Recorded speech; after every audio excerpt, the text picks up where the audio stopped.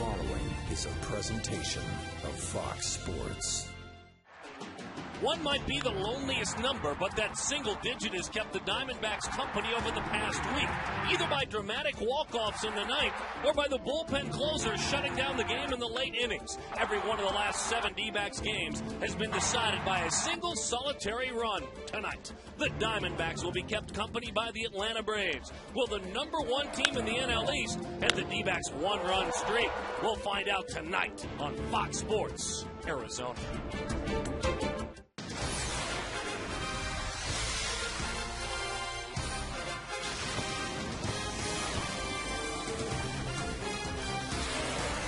Glad to have you back with us downtown Phoenix, Arizona. It may be hot, but it's just another day in paradise here at Chase Field, where the Atlanta Braves, what a month of May they had, turning things around. They have moved to the top of the National League Eastern Division in the final year as Bobby Cox is the skipper, going head-to-head with the Diamondbacks, fresh off of winning a series over the Colorado Rockies. Hello there, folks, and welcome back to the ballpark. He's Mark Grace. My name is Darren Sutton. Glad to have you with us, and we hope your week is a very, very good one. Let's talk about these one-run games, because when you have a team that has played 15 of them, like the Diamondbacks, things are tight in the end. Unfortunately, Arizona has only won 5 of those 15. Why so many one-run games? Why not quite as much success as they would like? Oh, man, there's all kinds of reasons why. It's because most of the time when you're playing one-run games are usually lower scoring games, and that means your starting pitching's been pretty good, and that's certainly been the case with the Arizona Diamondbacks. And it also means that you're not pounding the baseball and scoring 8, 9, 10 runs, because then you're not going to have close games. But what you're getting is a bullpen that either doesn't close the game out or lets another team back in, or when you're on the road, gets walked off. Well, we talked about that month for the Atlanta Braves. They were in a similar spot as these Diamondbacks. May not good to Arizona. It was great to Atlanta. We can talk about Jason Hayward. We can talk about Troy Glaus. One's been around for a long time. The other, a brand new baby in this league. Yeah, Jason Hayward, he's a sensational young player. He's one of the youngest players in all of baseball, and yet he's just lighting it up. Troy Glaus, on the other hand, a lot of people, including me, Darren Sutton, I thought he was done. I thought his days were behind him. I thought he might just ride into the sunset. Nope. Bobby Cox found a way to get him in the lineup, and he had a monster man. He just continues to swing the bat. We love Kelly Johnson here in Arizona, don't we, folks? And the main reason he is here, a young man by the name of Martin Prado. Who, you might ask? You'll explain who. Martin Prado is the guy that took over, and Kelly Johnson came to Arizona because Martin Prado was just so good, and he was not going to lose that job. All he's done is, well, he hasn't done it to a lot of fanfare, but he has just mashed the baseball, and he hurt the Diamondbacks earlier in Atlanta this year. Yeah, he certainly did. He will hit it foul line to foul line. This was a 9th inning foul line to foul line. Hole finder, and then, of course, that was a bleacher finder. He really hurt the Arizona Diamondbacks, reminding his Braves they're okay without Kelly Johnson. He'll be just fine in the great state of Arizona. Glad to have you with us tonight. A fine pitching matchup. Dan Herron goes head-to-head with a man who does not like pitching in this ballpark, Derek Lowe. We'll talk about the Major League Baseball amateur draft as well. All that and more after this.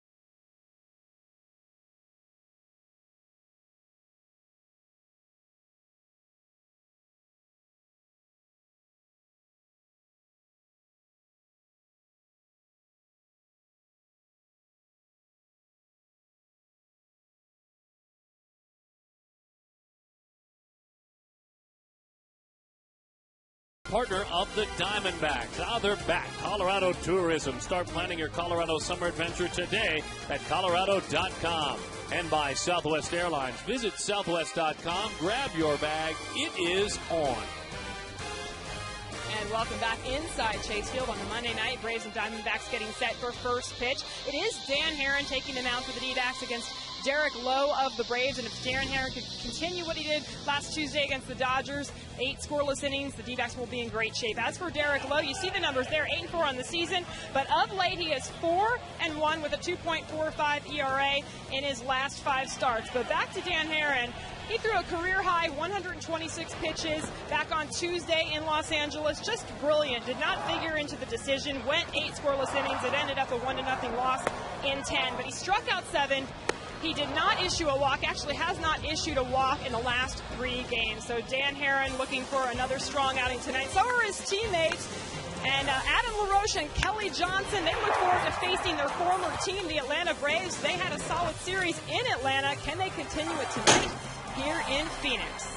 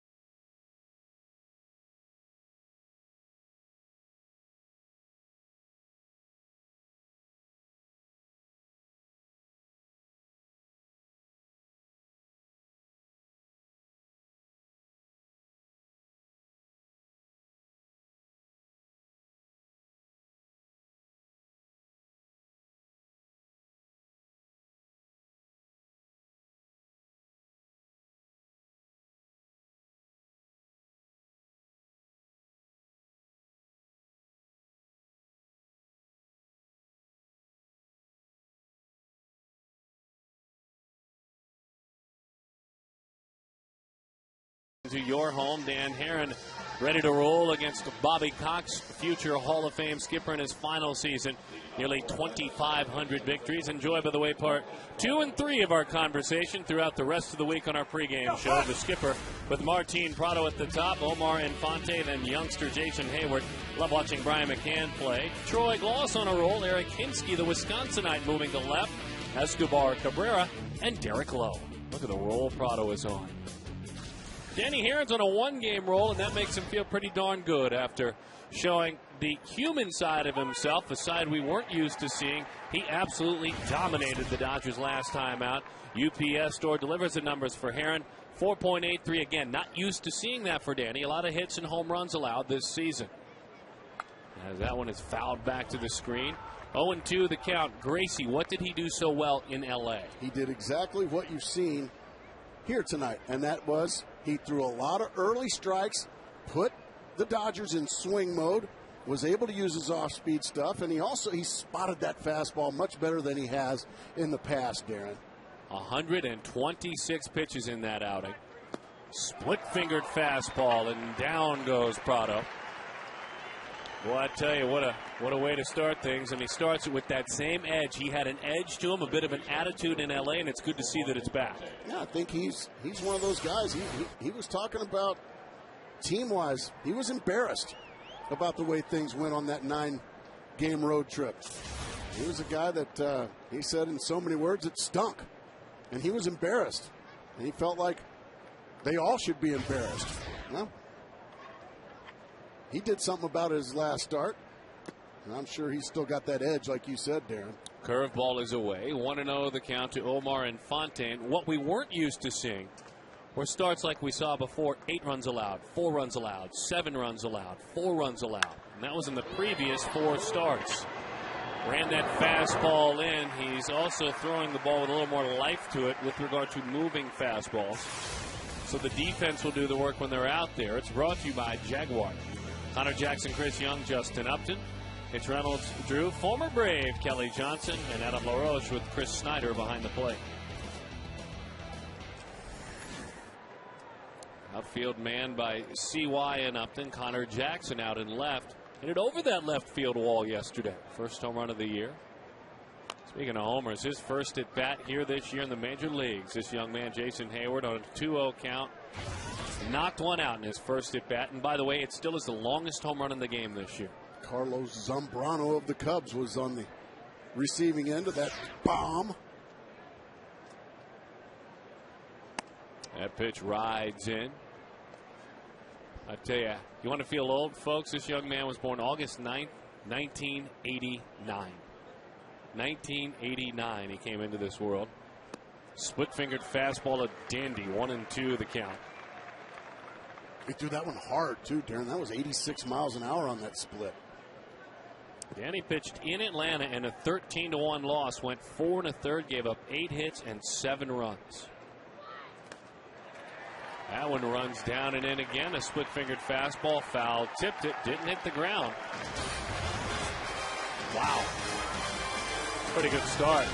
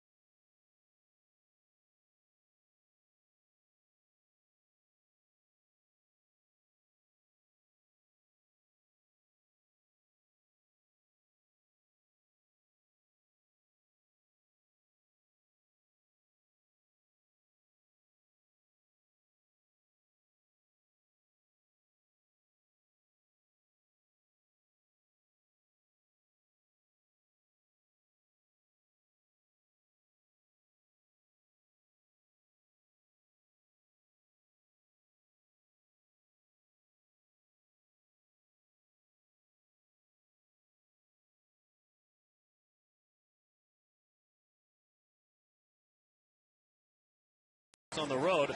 Let's take a look at AJ's starting lineup. Kelly Johnson, will have some thoughts about him, certainly, because he grew up in the Braves organization. Connor Jackson homered for the first time since last April yesterday. Drew, Upton, LaRoche, Reynolds, Young, Snyder, and Dan Herron this year. 14 for 35 with 5 doubles. He's getting older, but sometimes seems to be getting better. ERA is higher, but he's a winner this year. 8 wins for veteran right-hander out of Dearborn, Michigan, Derek Lowe. Well, right now, these Atlanta Braves are stacking wins.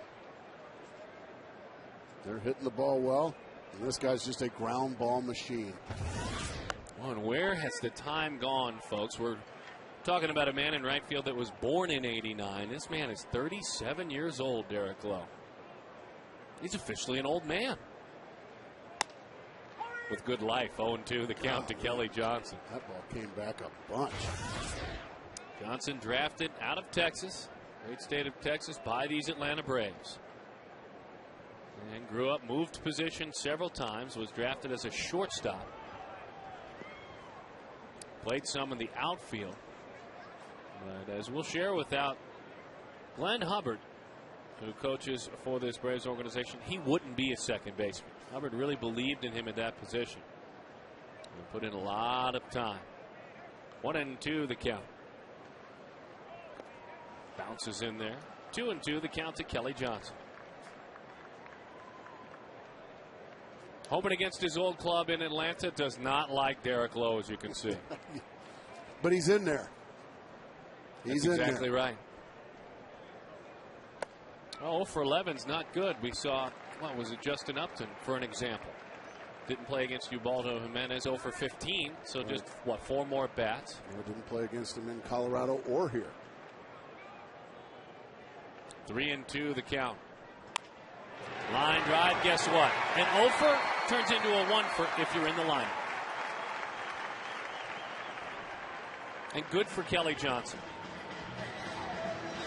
You don't think he wants to pass up playing against a team that in some ways gave up on him? Absolutely. This is and it's probably the wrong terminology, even though it seems like, yeah, they gave up on him, but you know, they've found a second baseman in Prado that is just an awfully good player, and you know, it's never a bad thing to have a lot of good players, but one of them had to move on, and Kelly Johnson had to move on, and boy, are the Diamondbacks very fortunate that Atlanta decided to keep Martin Prado.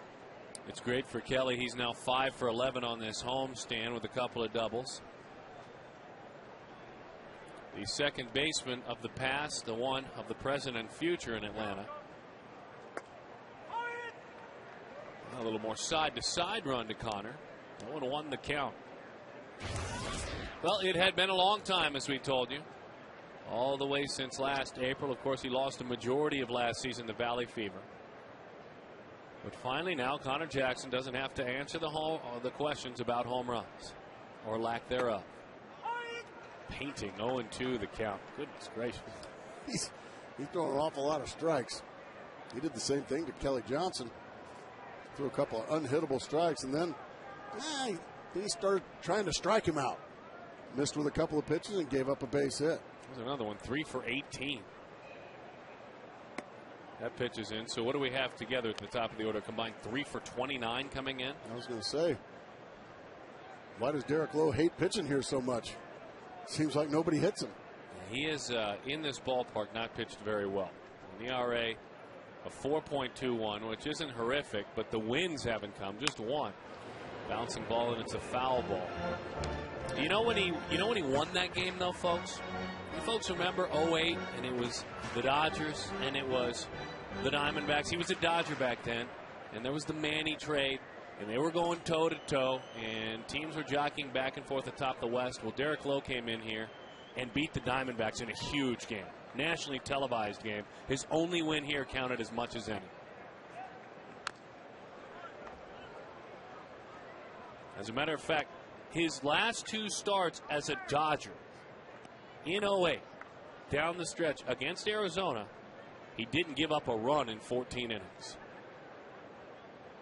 So maybe a little bit more confident coming into this ballpark.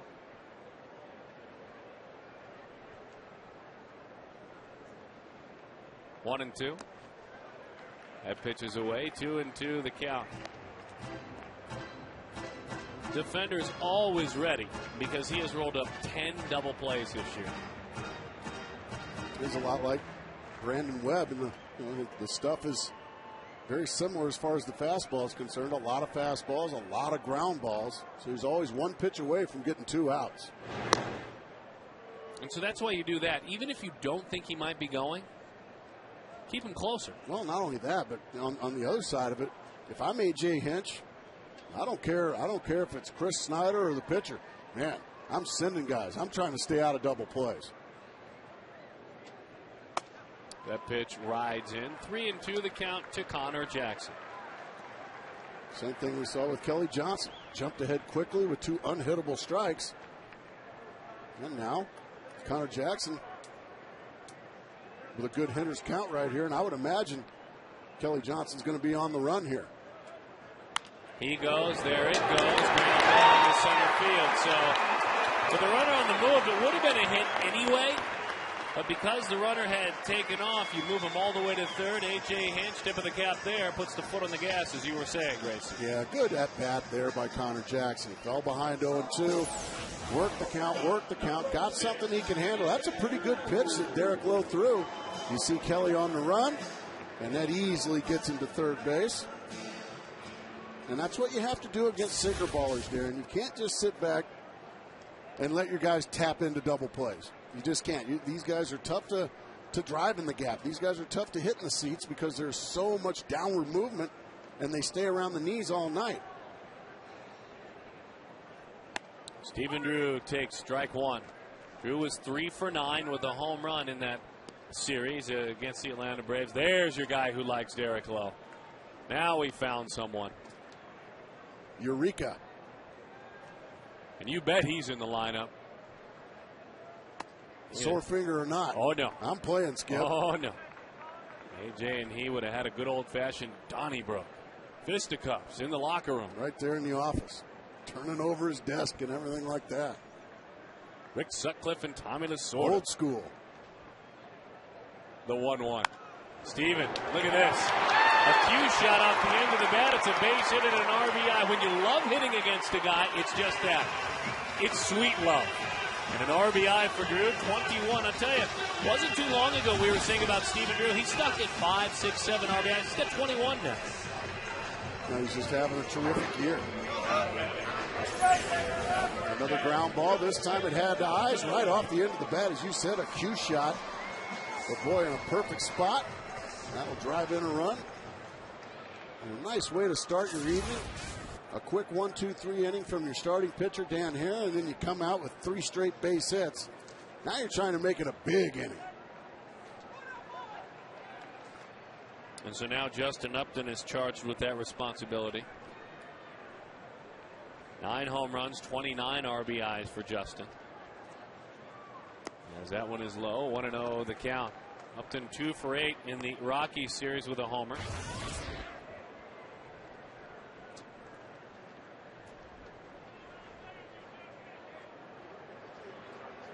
And again, scoring another run. He had a good series against his old club.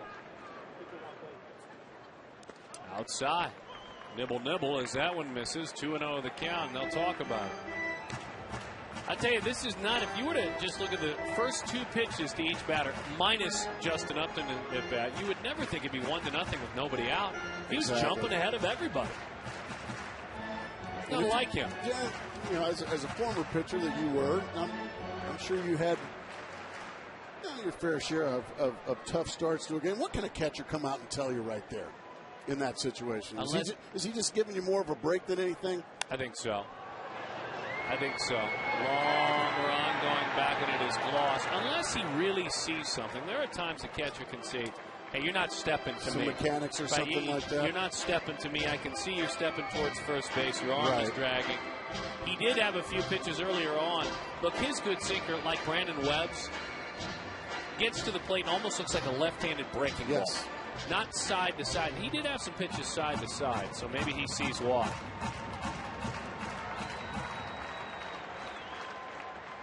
There's another one with good numbers. Again, big part of the ballpark if you're Upton. 2-2 the count. And when I say that, what does that mean? Big part of the ballpark. That means you're not trying to pull the ball. The big part of the park is this to here. That's the big part of the park. That's where you're trying to hit the baseball. Between the 376s, that's the big part of the ballpark. Don't go up there trying to pull the ball, because if you try to pull these sinker ballers, you're just going to pull it on the ground and hit into double plays. Boy, just got a piece of it. And when you're struggling, Darren, you throw a gorgeous pitch like he just did, and you get a swing like that, and it's a foul ball. He stays alive. I'm telling you, folks, we talked to Derek a lot. I talked with him today. He doesn't like this ballpark. The 2-2. Ground ball, trying to stay with it as Infante. That's all they will get is 1. I think with Upton running, I'm not quite sure. But that was a rocket shot. Runners on first and third. The bobble is all it takes to keep this from being a double play. He did pull the ball, Darren.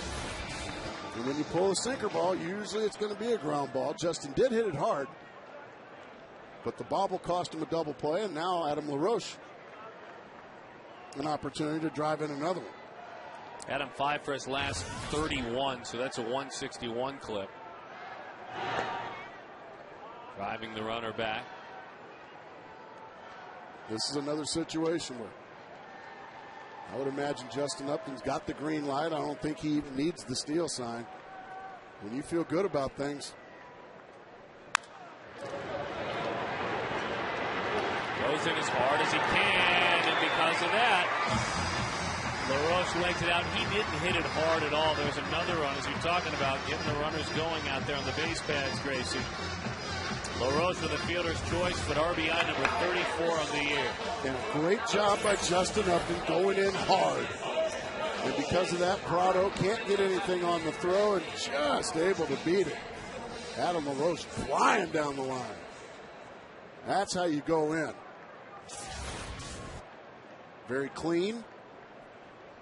Good hard-nosed baseball, and because of that, another run scores. Well, you want to look at the numbers for Lowe as well. This is against the grain, and it's not good. As Mark gets a hard ground ball to third. Well, you better be ready out there, Omar. They're coming at you quite a bit.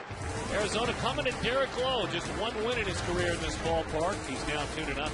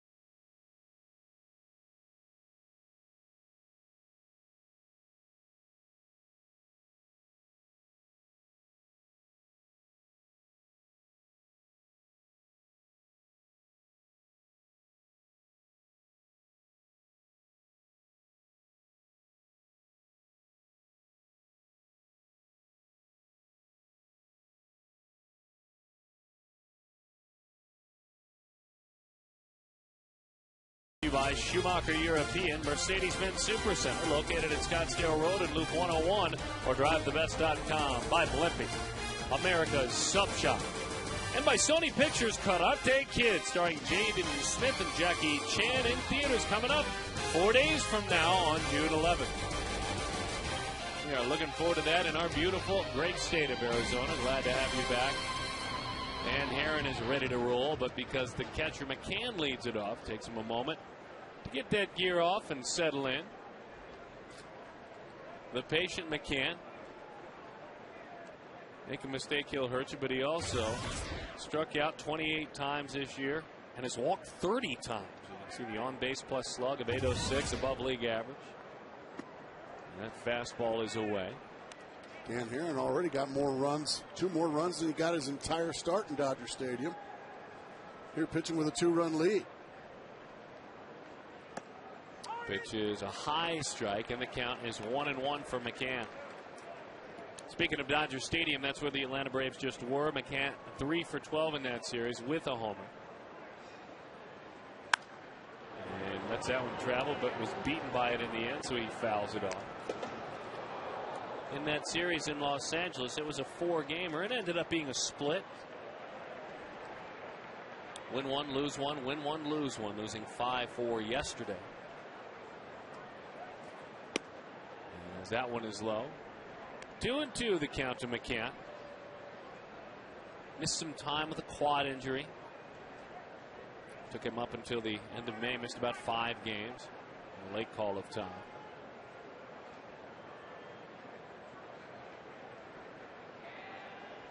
And with regard to defense, is probably called about a league average catcher. But boy, can he hit. Takes his job very seriously, though. I mean, it's not as if defensively he doesn't get it done, but this is a 3-time Silver Slugger winner already in his position.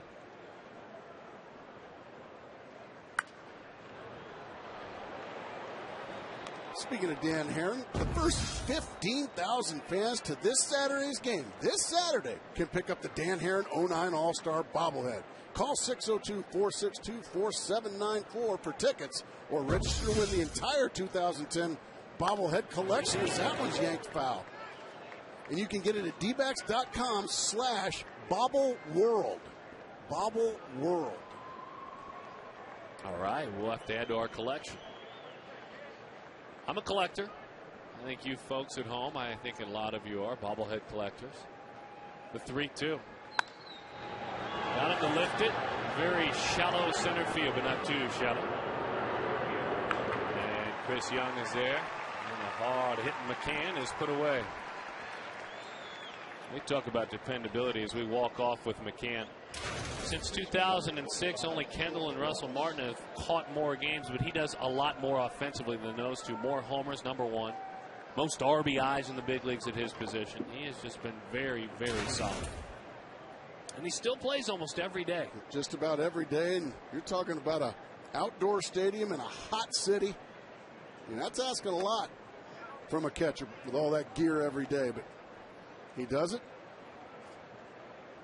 and he never complains. There are many who would argue in the South.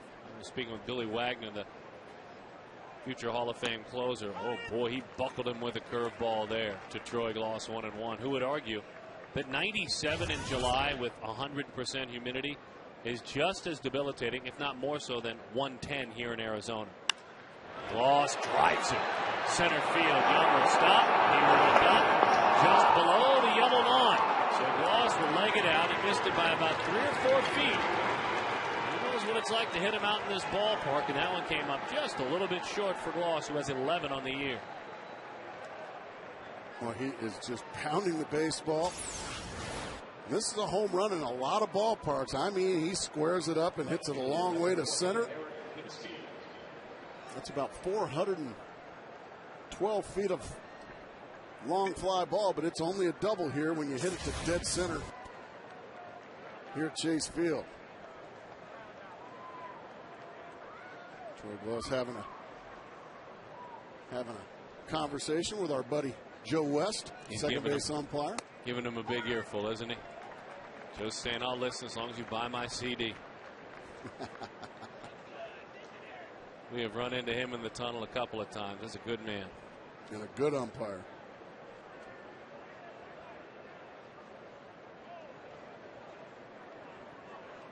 Just don't tell our buddy Ken Harrelson that, huh? Oh, I understand. He's a lightning rod. That pitch is low. 1-1 the count. But at the end of the day, he knows his job is to get the call right.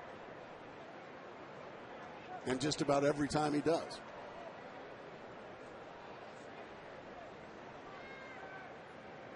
The 1-1. 2-1 the count. Hinske, of course, getting Dan Herron on the 16th. Part of that tough outing.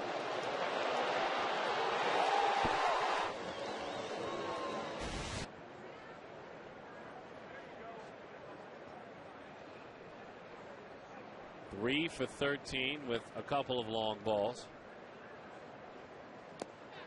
Breaking ball is in. 3-1 the count. One hit in his last 11 at bats for Eric, with runners in scoring position.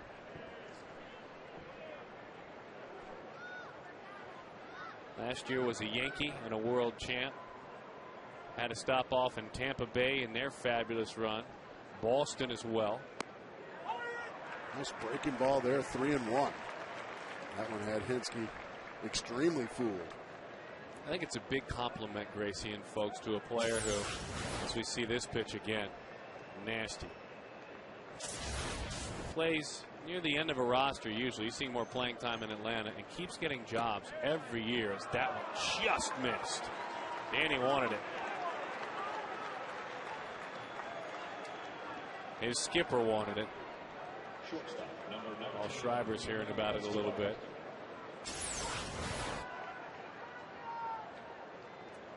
What do you think? When he caught it, it looked low. To see if we have the side angle, if it crosses at the knees. All of these benefits, by the way, Paul Schreiber doesn't have. Exactly. It's called a ball a lot, and it's called a strike a lot. Cut fastball. Looked like a wicked slider. What a pitch. 0-1 the count to Yunel Escobar. But to finish the thought on Hinske, it's a huge compliment when a guy, even though he keeps finding his way out of work because he may cost a little bit more money, gets picked up by top flight teams every single year. And that's what's happening to Eric Hinske right now. You know, we might not be able to guarantee you a starting job, but stay healthy. You could play your way into one. Yeah, former Rookie of the Year with the Toronto Blue Jays. And if there he is, it's not certainly a left fielder in Eric Hinske out there at first right now. He's playing left field. Whatever it takes to stay in the big leagues. You're always more valuable if you can play a bunch of positions. Danny's looking for a ground ball here. And it's a foul ball. Aaron has rolled up 6 double plays this year. He's about league average with regard to the opportunities and the amount rolled up. He has been that way throughout his whole career. Kind of hangs right in the middle, Gracie. You wouldn't categorize him, as Melky Cabrera waits, as a strict ground ball pitcher, not a fly ball pitcher. Falls somewhere right in the middle. Love to be a strikeout pitcher right now. Nice job, Snyder. Boy, keeping that double play in order is so important.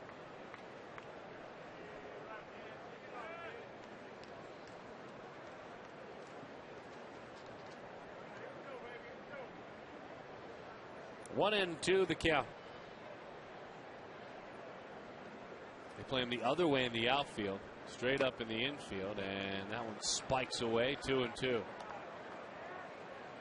Braves have always loved playing here at Chase Field, even during the dominating days of the Diamondbacks with Randy Johnson, Kurt Schilling, heck, Brandon Webb doing his thing in 07. But these Braves are big winners in this ballpark. 2-2. Fouls that one off. Mets have always played well here. And then recently, I think the one team that might surprise a lot of you, if you look at the history of Chase Field, is that team number 3. Now, it doesn't surprise us because it feels like the Diamondbacks haven't beat the Brewers one time since 07 at all. But they have moved themselves up on this chart. The 2-2. Got him right over the top of a wicked split-fingered fastball, and down he goes. Well, he finally disposes of Yunel Escobar. It took him a while to do it, but man, what a pitch that was. You're not going to do anything with this. Now you see it, now you don't.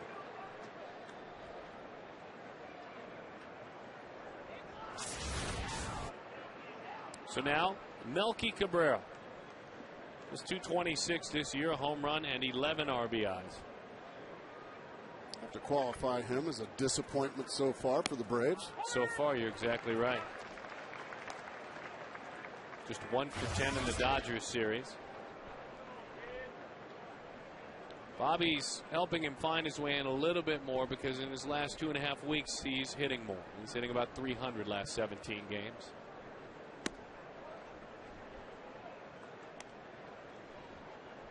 Well, what a loyal manager Cox is, so.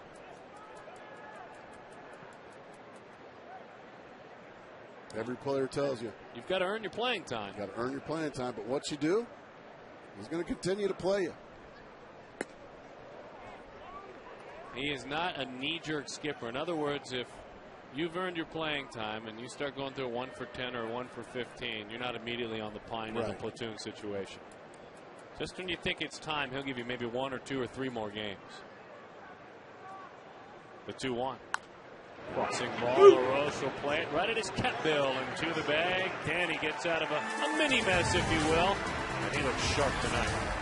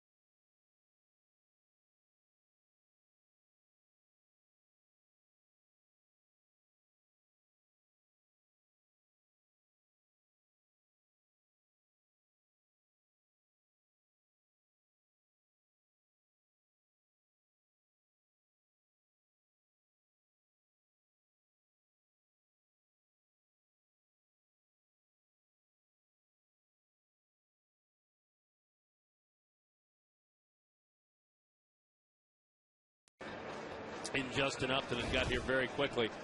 But today, a really thrilling day as out of Texas A&M, the young right-hander is selected by the Arizona Diamondbacks. And let's bring in Jody Jackson. First of all, Jody, I know you were upstairs. You were kind of in the war room finding out how things went. And you spoke with Josh Burns. How did they get to that pick?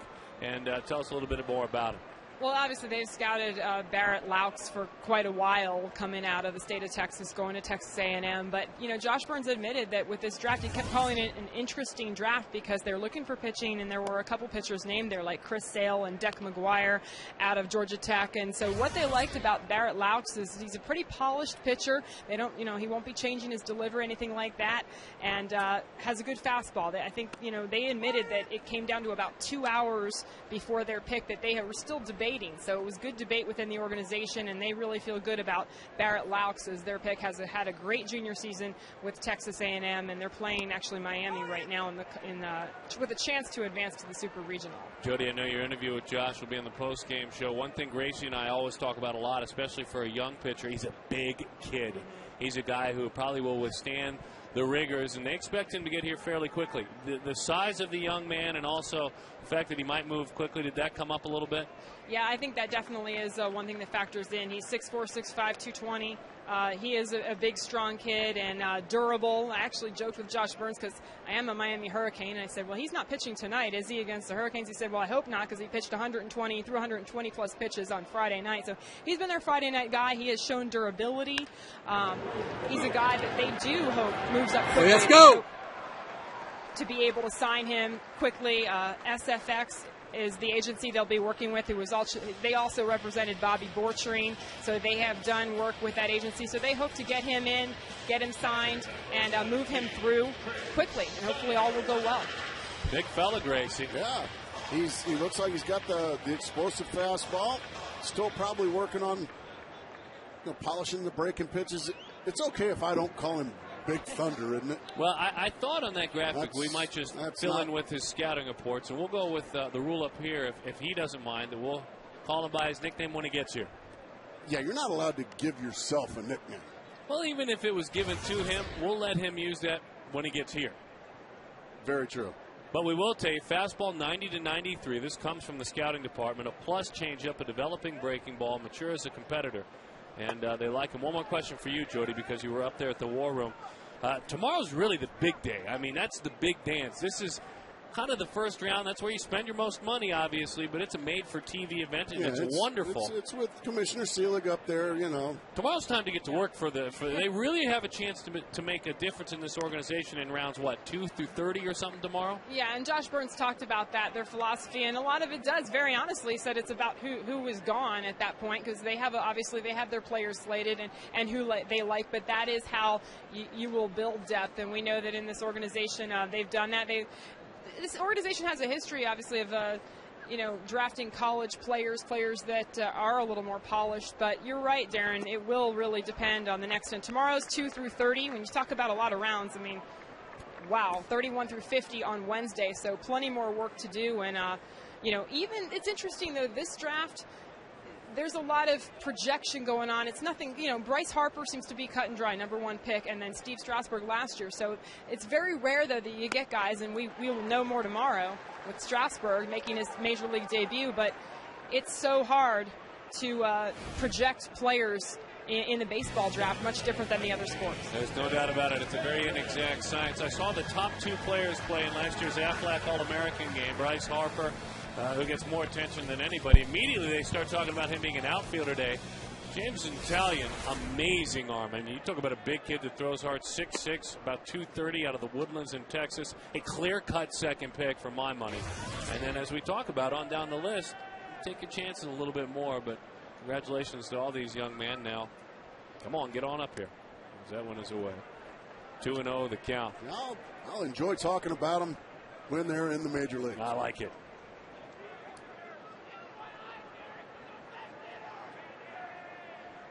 The 2-0 count to Dan Herron. You saw the good offensive numbers. By the way, we want to see, especially those of you doing your research on this, we're learning as we go. 36929.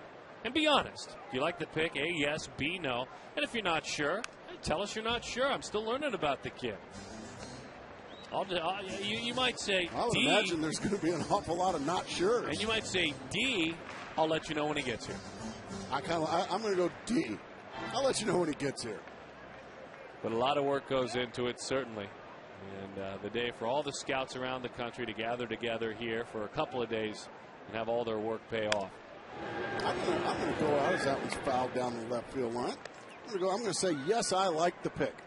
I hate the nickname, but I like the pick. Okay. I like the stuff. Big Thunder. I think the next time we do that graphic, we'll replace the nickname just with the scouting report. I think that's a better idea. Fastball 90 to 93 plus change. A developing breaking ball. May advance quickly. And we'll save Big Thunder for wrestling. Yeah. 2-2 the count. I mean, look at Danny. He's a pro. He's a 3-time All-Star. What if he dug into the box? Well, a big chance for Big Thunder here to help himself out. No, not going to happen.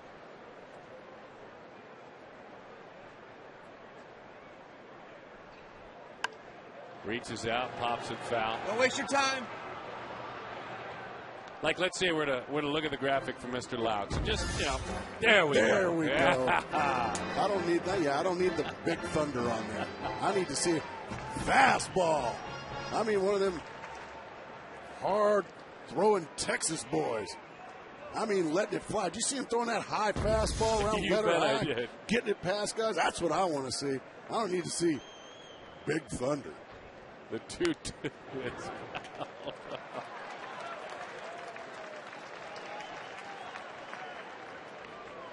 Danny, 14 hits, 5 doubles.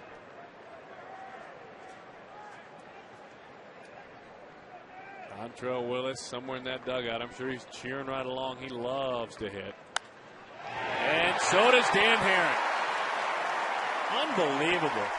15 hits this year. The batting average goes up. Oh, Dontrell, he is that good, my friend. You've got your work cut out for you to catch that man.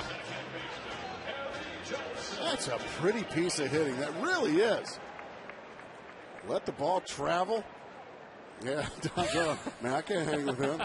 I can't hang with him. He's not going to be too far behind, though. Dontrell can hit. He really can hit. You know what, by the way, folks, Gracie had a theory, and I was thinking, I think, along with him the other night, breaking ball and strike one to Kelly Johnson, that maybe because he was kind of lost, if you will, for 2+ seasons in Detroit, right. Lost the plate, lost who he was, lost the energy, the passion to an extent. It's kind of a second chance. Well, he hit the other night. He ran the bases. He dove in head first. And Gracie said, and again, I was thinking it inside this noggin, that maybe being able to play on the other side of the ball will serve as therapy as he tries to find the strike zone. So we ran it by him. We ran it by a couple of people. Not everyone agreed. They'll go nameless, but I ran it by him today. He said, at this point in my career with where I am, the answer is yes. Yes, it does. Yeah, let you get out there and think about hitting, think about base running, think about things other than the pitching aspect, especially in the American League, and especially in his situation where he struggled mightily. You just sit over there and stew in the dugout and let everybody else hit. That's a ball player right there. I mean, send me. I'm going to dive in head first. And then I'll give you 6 shutout. Does he ever sit, by the way? He's a bundle of energy. and which is much needed on this squad. Oh, you bet. That pitch is inside. 3-2 the count. And for the most part, the Diamondbacks, personnel-wise, kind of introverted group.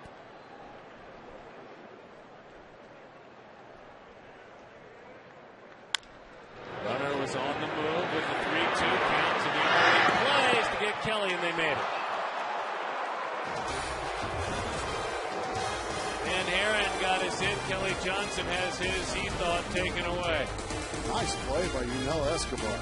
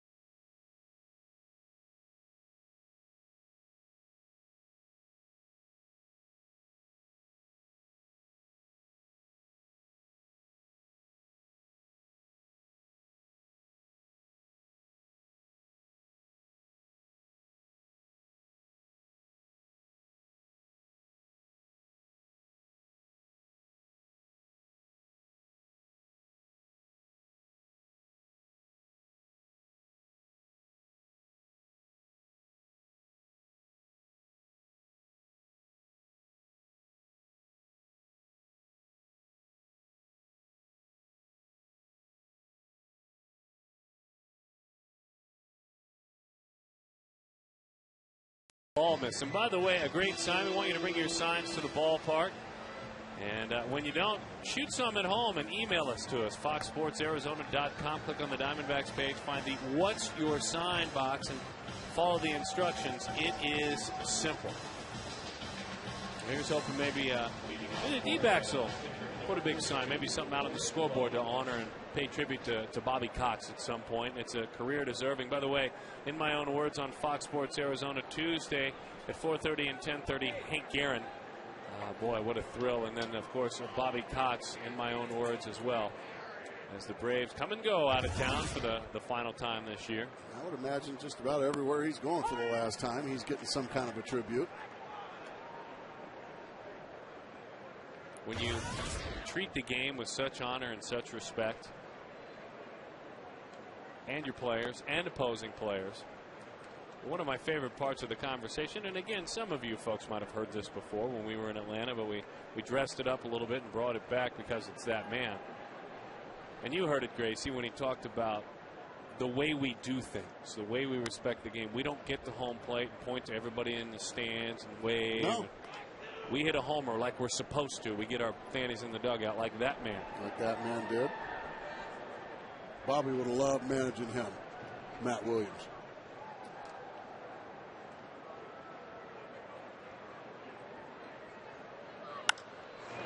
Fly ball into right field. Seems just enough to back, and the play is made.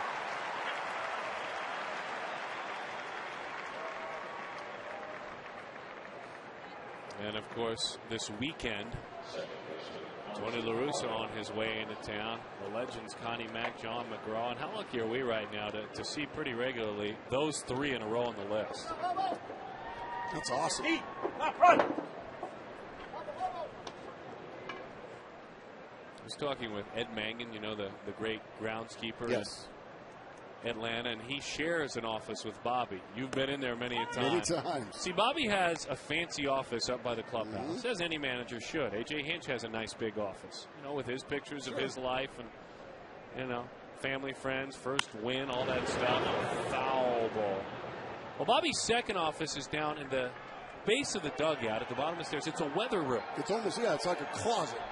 But it's been turned into an office he shares with the groundskeeper, Ed Mangan, and it's also his cigar smoking room because he can't really do it up, you know, up in his office. The 0-2. Well, you can hear a lot of things if you office down there, and Ed shares many a story about many a player coming down to the bottom of those stairs and getting an earful from Bobby Cox. Never in the camera or the public eye, ever. And that's the way it should be. That's the way he was brought up. Don't do it in front of the camera. For Bobby to get that upset, base hit. Prado off the end of the bat. He struck out his first at bat. But for Bobby to get that upset, then you did something very, very wrong.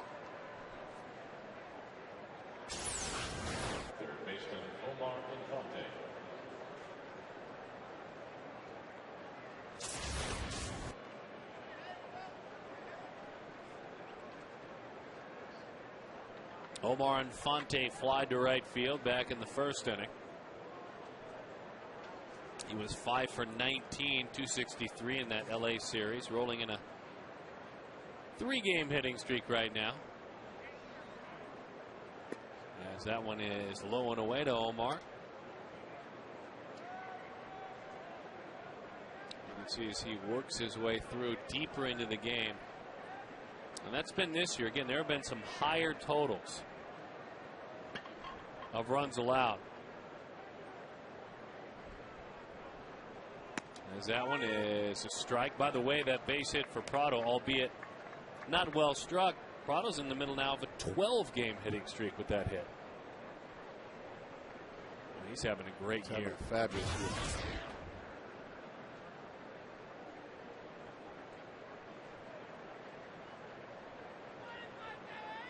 Earlier this year, you might remember Infante was 4 for 4 against these Diamondbacks.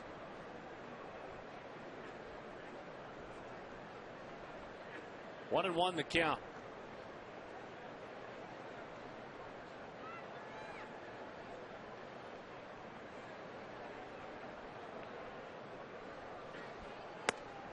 That's a cut fastball, spins off a little bit, it ends up high. The Braves, they know what it's like to be the Diamondbacks this year. You remember the recent road trip for Arizona, not a win in 9 games. A 9-game, then make it a 10-game losing streak. The Braves, they had themselves a 9-game losing streak also this year. But since that 9-game losing streak ended in late April, they're 25-10. That's how quickly it can happen, and their surge was right behind that strong starting pitching. They started hitting the ball a little better, but boy, they run starter after starter at you. Well, Snyder just lost that one. And we'll do it again now with the runner after the pass ball.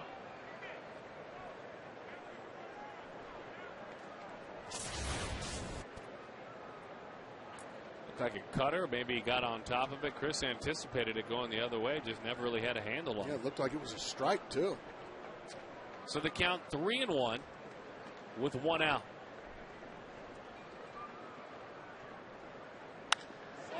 Into right field, it's a base hit up to play it on the hop. Right back into the cutoff man. So now runners are on first and third, and that pass ball looming a little bit larger. We'll see how the inning comes to an end, of course.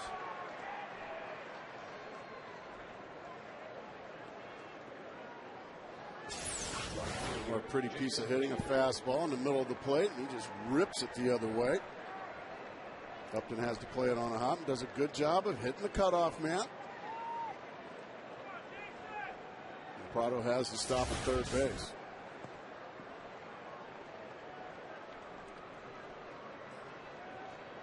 So here's Troy Gloss and Jason Hayward, the dynamic duo. It starts with what Hayward has done.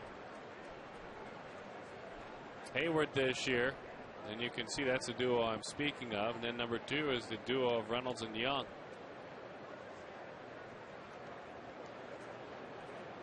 He waits for his chance. Curveball and a good one. 1-1 the count. Our Amica Insurance hit zone. Boy, lefties love it down and in. That backs it up. But up and away. That means that he is not scared to go the other way. He's covering both sides of the plate, certainly. Breaking ball is outside with a curveball. 2-1 the count. Rookie year, first 53 games like Hayward. You see his numbers. Let's just throw a few at you. Manny Ramirez hit .229 in his first major league games. This many in. Boy, what a cutter. That one ran under the swing. 2-2 the count. Tries to pull his hands in. Right over the top of it he goes. That pitcher's almost a foot inside, yet got a full swing at it. That's how much it cut. Time for the split finger, Darren Sutton? I think so. Got to be ready if you're Snyder with a runner at third.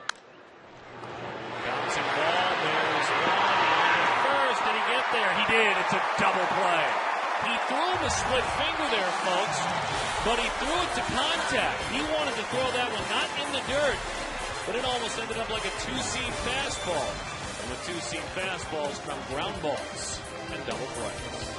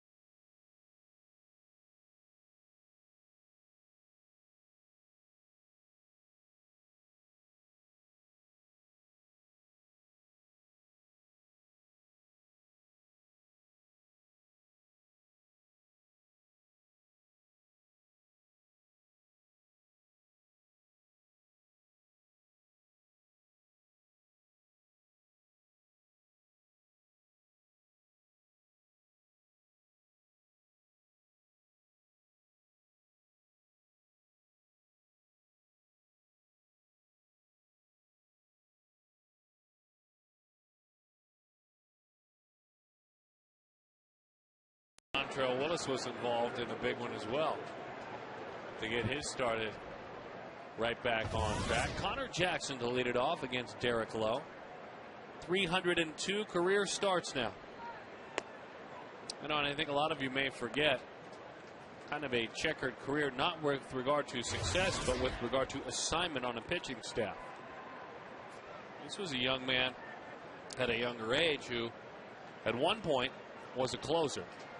Here's a case in point. Had 42 saves in 00, 24 saves in 01, but then was a 21-game winner in 02. There aren't many pitchers you could get to bounce into those two roles so quickly successfully.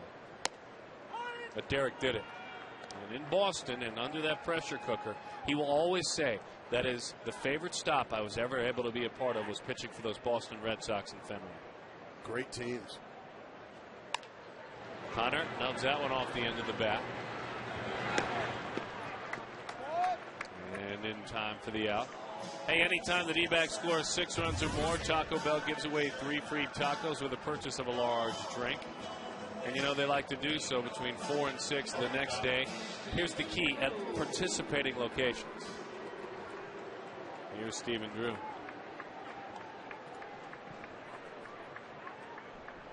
There's something on that ground ball out, Gracie. It was a simple little ground ball to second to Martin Prado, but I watched Troy Gloss, and he has made it very clear, I'm still learning how to play first. Better, he said, than a couple of weeks ago. But something as simple as knowing when to not go after a ball and go after a ball if you've never played first before. Well, case in point. Remember the perfect game that wasn't? Yes. All Miguel Cabrera, the first baseman for the Tigers, had to do was go to the bag, let the second baseman make the play, and we'd have that perfect game. Everybody wants to blame umpire Jim Joyce. Yeah, he missed the call, and he admitted he missed the call. But if the first baseman had done, well, what he was supposed to do in that situation, that's go to the bag, he would have been out by 25 feet. And there's your play. Just go to the bag. It's not hit all that hard. Go to the bag and let your second baseman do it. And we would have had a perfect game in Detroit had Miguel Cabrera gone. Now, was he out anyway? Yes. But it would have been a much easier play and a much easier call had Miguel Cabrera just gone to the bag. I think we've always known that as a first baseman, Miguel Cabrera is a great hitter. 0-1 the count to Justin Upton. And he is a terrific player. But and he ended up making the play, and yes, he was out, and they just nipped him at first base. But had he gone to the bag, the batter would have been out by 25 feet, and they'd still be talking about a perfect game. 0-1 the count to Justin. Tell you what, my respect meter for Armando Galarraga really has gone up. Here's the play. Look where the second baseman is. He's right there. And the throw would already be to first base by now.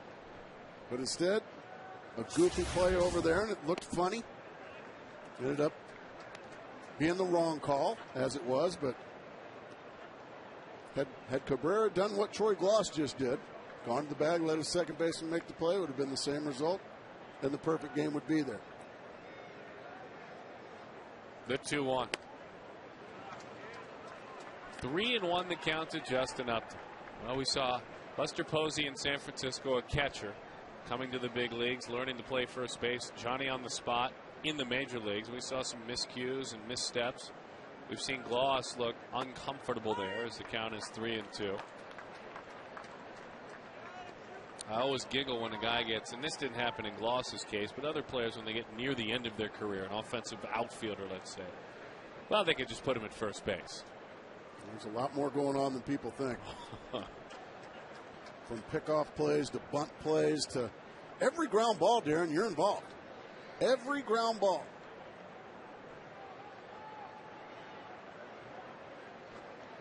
He had a tough time over there. Roll to the right side.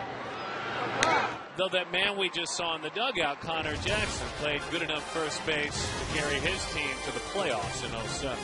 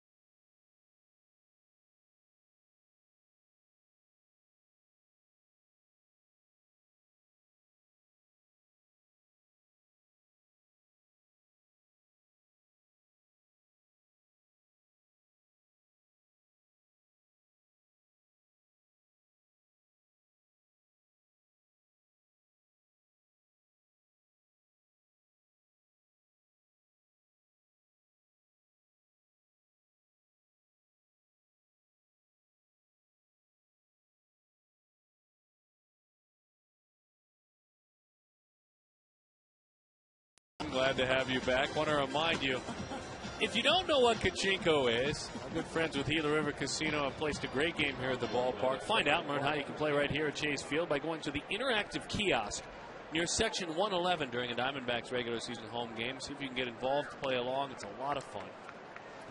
We're going to do a telecast from out there later on in the year. I'm looking forward to that. No, I'm not. I think that's a very poor idea. Anyway, Brian McCann digs in and takes a fastball that's over the outside. 0-1 the count to McCann.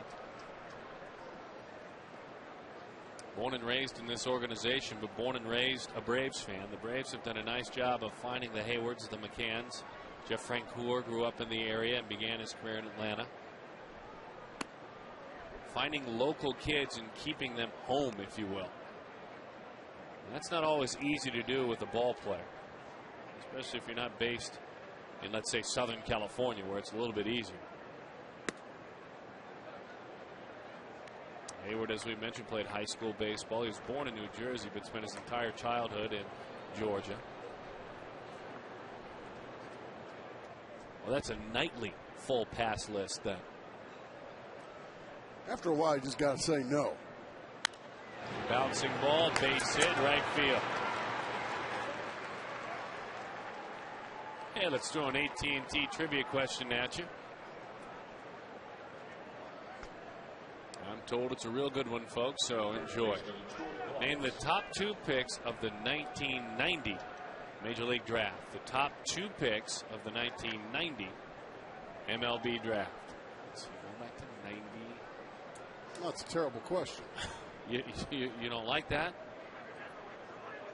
I mean, without going to the computer, you got no way of knowing this. Is one of them not playing tonight in the visiting dugout? I'm going to guess one of them is the #1 overall pick in Chipper Jones out of the Bulls High School in Jacksonville, Florida. 0-2 the count to Gloss. Cut fastball there.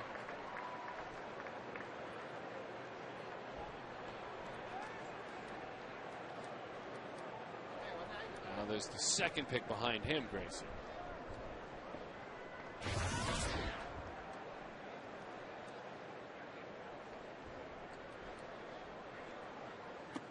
That one is a split-fingered fastball is low. Amica Insurance home run hit zone for Troy Gloss. Tells me there he's hit a couple of them to right. How about Todd Helton? I quit. Well, that was a fabulous guess. Oh, that's a terrible question.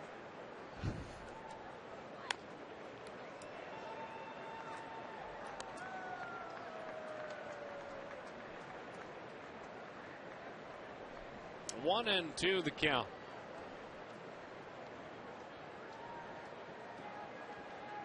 Look at him just waiting.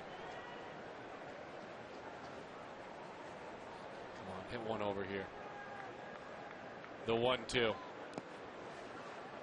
Snyder keeps that split-fingered fastball out front. So from 0-2 now to 2-2. Gloss laid off a couple of those wicked split-fingered fastballs.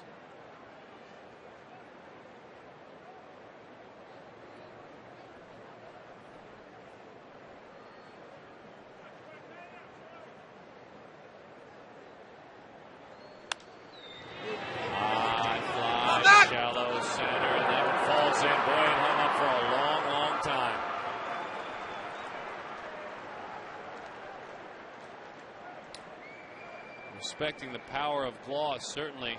I think the young man have even taken a step or two back initially. Right off the end of the bat it goes.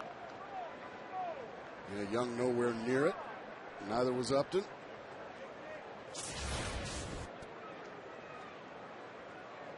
So now all of a sudden Dan Herron having to do it all over again.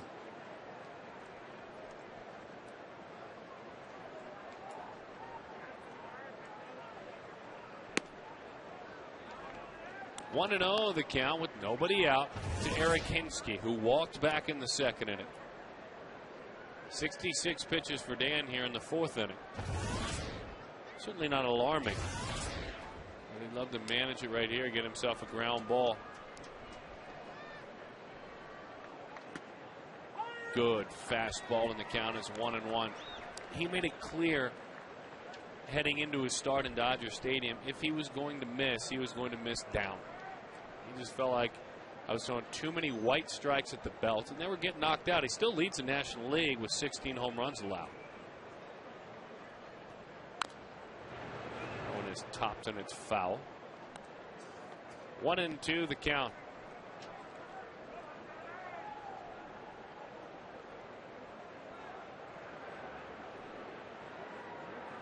And again for Mel, the one minor tweak he made with Danny was not to change at all that pause that he has in his delivery.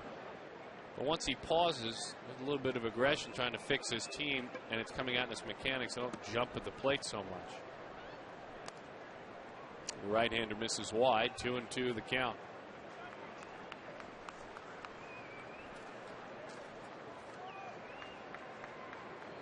Hinske hit nearly 400 his first 30 games of the season. Just a tick over 200 since.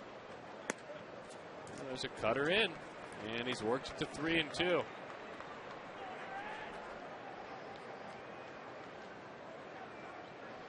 Dan very deliberate right now. He's kind of going maximum effort with about every pitch now, Darren. That takes its toll on him. Look at that hat. Fastball is fouled off. That hat of hair and getting the darker red all around where the sweat pouring through. Sorry about that. No, and the point on that is 71 pitches and nobody out here in the fourth inning. These Braves have made him work.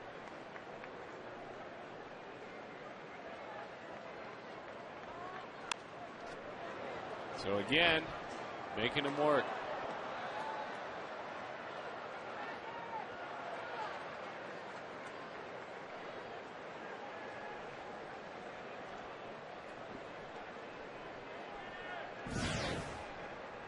Three and two the count to Hinske.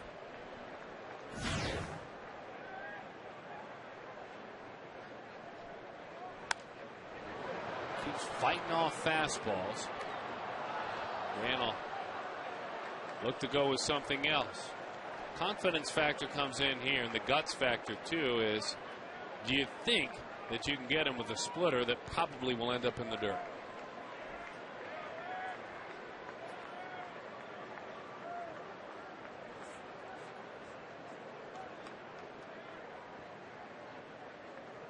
A curveball. You can see that knuckle come up.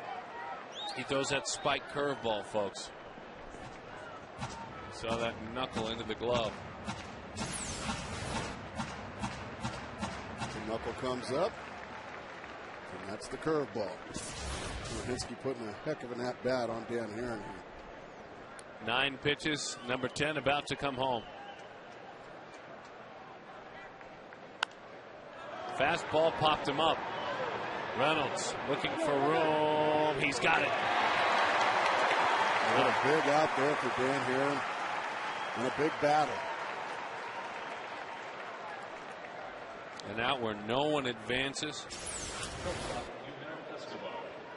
Watch the fan doing the right thing. Back off and let the man make the play. Good stuff, fans. Atta boy. Nicely done, young man. You know what? That young man, we're going to give him a contract. Yes. He gets a contract right for that thing effort. To do. He that is the right thing to do, fellas. Respected. It's Derek's idea. What a great idea by the CEO. And that's how he'd want it. It's exactly how he'd want it. We're just lieutenants. That one is low. That's why we love that. And here in house are so good to take care of a young man like that. And if you're about to text him or call him, don't. Let it be a surprise. Let it be a surprise, you friends out there of that young man that we are praising. The 1-0. Pitch is high and in, 2-0 the count. Or if you do text him, don't tell him what the surprise is going to be, but tell him something real special is coming. It is special. Probably shouldn't do that, though. He'll think you're coming to visit. Have me deliver the contract? Is that what you're saying? The 2-0. is outside. 3-0 the count.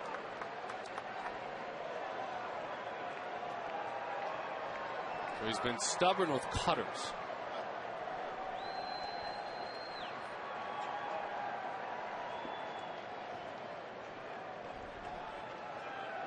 Always grips that splitter and adjusts. Here comes a fastball. I would imagine nowhere close.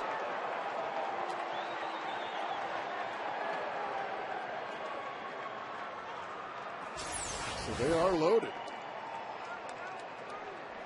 Not really looking for that one. 3-0.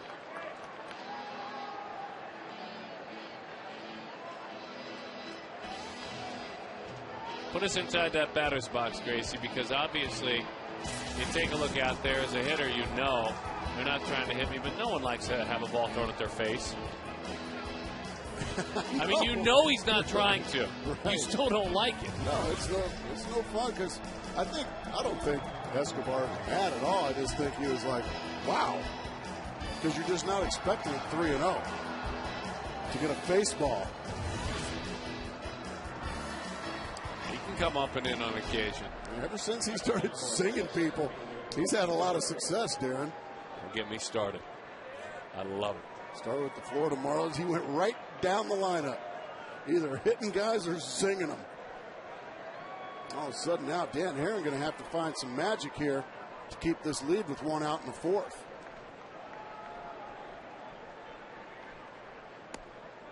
Breaking ball is a strike. 0-1 the count.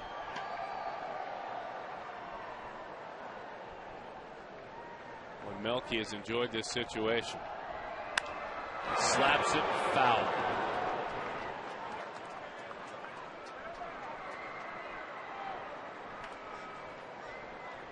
No balls and 2 strikes to count.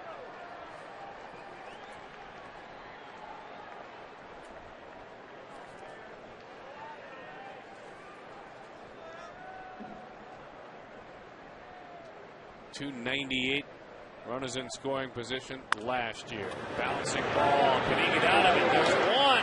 There's 2. Not in time. Cabrera just 198 this year with runners in scoring position. But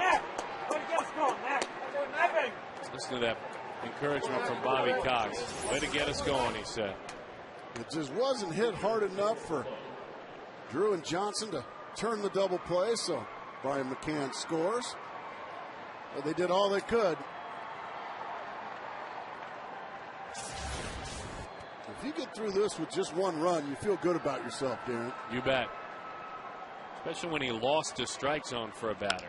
Derek Lowe on a hanging breaking ball, belts it to center, but there is Chris Young. He did just give up the 1 run in an inning in which there were 2 hits and a walk.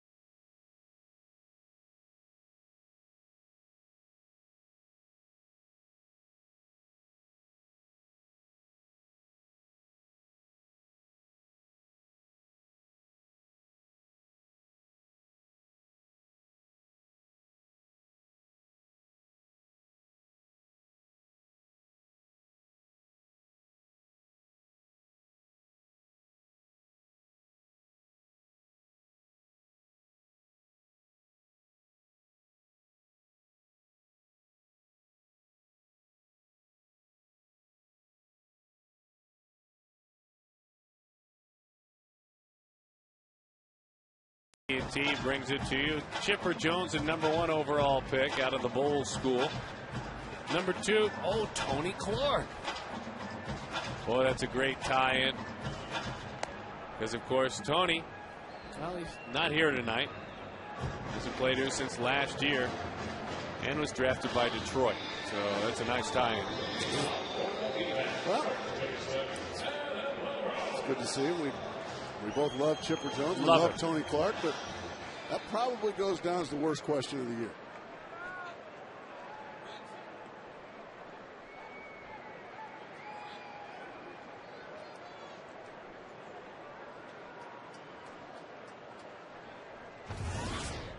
Breaking ball is a strike. 0-1 the count to Adam LaRoche. It's a shame. He is a great director, calls a good game, but that comes from our director, Mitch Riggins. Well, Mitch should know better. Sinker swung right through. No balls and 2 strikes. Well, how about that? Arizona into the championship series, game 1 against UCLA. Good for them.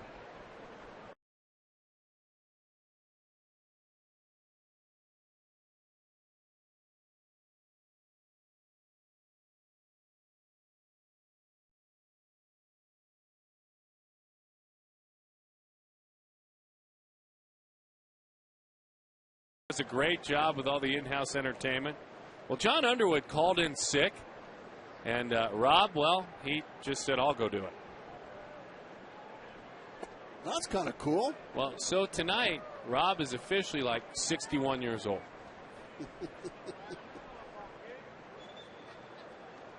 And down the other line, and that gentleman actually looks younger.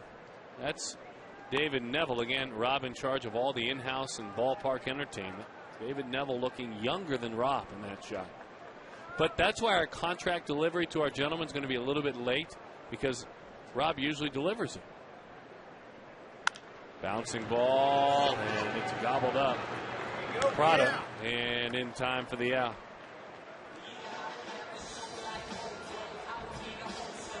I want to remind everyone that every time a Diamondback hits a home run this season, Fulton Homes will donate $150 to the Central Arizona Mountain Rescue Association.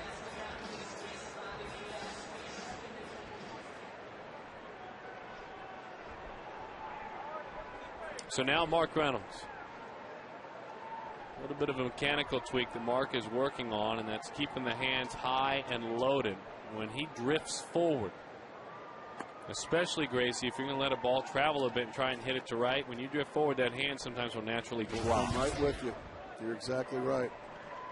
And when they drop, we saw Chris Young do it all the time. It popped right up. It's never good. 1-1 the count.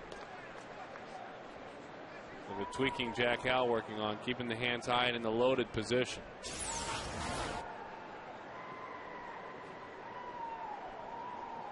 He was just fooled by a breaking ball there. He wasn't fooled on that one. He certainly wasn't. High and deep into left center field and out of here.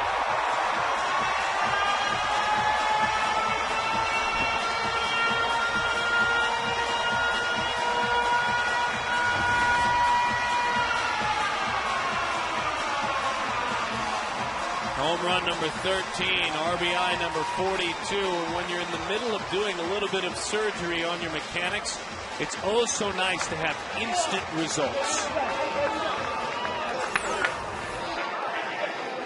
Trying to keep those hands in the loaded position as that body drifts forward. Oh, Derek knows it. When Mark Reynolds' bat makes that sound, it usually means a tape measure home run just happened, and it did make that sound. Goodness. Over the inside corner. Another $150 to the Arizona Mountain Rescue Association. Courtesy of our good friends with Fulton Homes. Howell was saying similar work being done by Chris Young really heading into the season with those hands. Just not dropping them, keeping them in the loaded position, and just quick. Just almost a quick punch at the ball. He said he's seen really good results from Young this year. Line drive, base hit, left field. I could go dig up the numbers, but I'll tell you this, just by sight, pop-ups over the infielders' heads, I feel like they've been cut about in half from this young man. And they were amongst the highest in the league. Oh, I think you're right on the button there, Darren. He's finding a way to hit the top of the baseball this year, and because of that, his numbers are just over the top different than last year. Last year was a lot of strikeouts and pop-ups. This year, hitting a lot more balls on the ground and line drives, just like we saw. And I would imagine he's going to be on the move here if he can.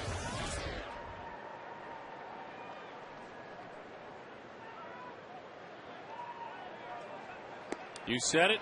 He's gone. The throw had a huge jump, and he has stolen it. I mean, immediately. Stolen base number 8 for Chris Young. And look out, folks. As he starts to feel himself, he could be well on his way to 25 plus.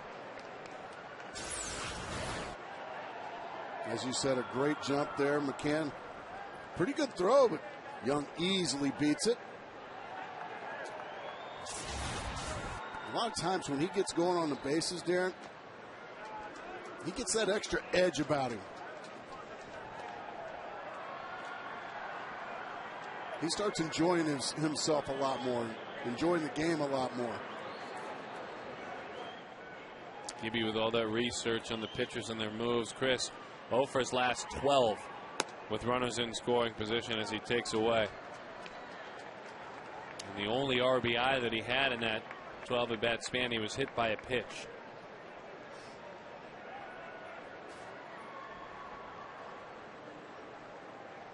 Tough going offensively lately. 3-1 the count. Maybe he can turn it now.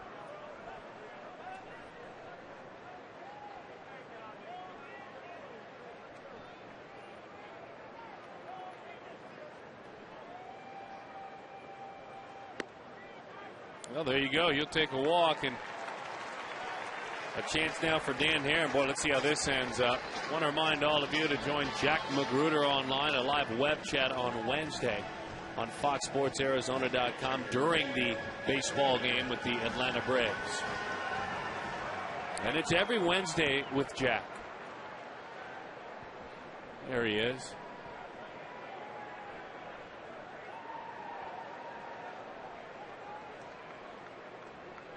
Danny singled back in the second inning. Broke his bat. And it's popped up. Drawing a bluff there, and then the throw is Chris Young, but Herron goes after the first pitch. He told us in our conversation in Houston he'll try and bum rush pitches early. And now Kelly Johnson. A couple of years ago, there was an injured Kelly Johnson coming back from shoulder problems, and he was just standing at the bag at second base, not active. Catching throws at second base is part of drills, just trying to stay a part of things. Then Hubbard walked up to him and said, "Would you like to learn how to play second base?" At the time, the Braves were thinking of moving him to the outfield. In a late call of time, he said, "I'd love to." He said, "I played shortstop in high school. Looking to move me to the outfield after playing some second. I'd like to take it to the next level." For the next 5 months, including 3 through the winter, they worked every day together. A great story. And it was footwork. When he'd go out to throw long toss, Johnson at Turner Field, and some days it'd be in the 40s in Atlanta, they'd get out and work on just footwork, over and over. So Hubbard, needless to say, is proud of his current second baseman out there. He loves Martin Prado, but he's also proud of the second baseman for the Diamondbacks. The game's like that, isn't it? It is. It is, and it's always great to tell stories like that's a coach that cares. It's a coach that cares. Here, I know it's December, but you know what? I'll meet you. Yeah, I'll meet you over there. I know the grass will be brown, but let's go over there and work on some things around the bag. Hubbard was honest. He said, "I had to do some selling of Kelly Johnson on occasion to my organization." And I went to bat for him, and I'm glad I did.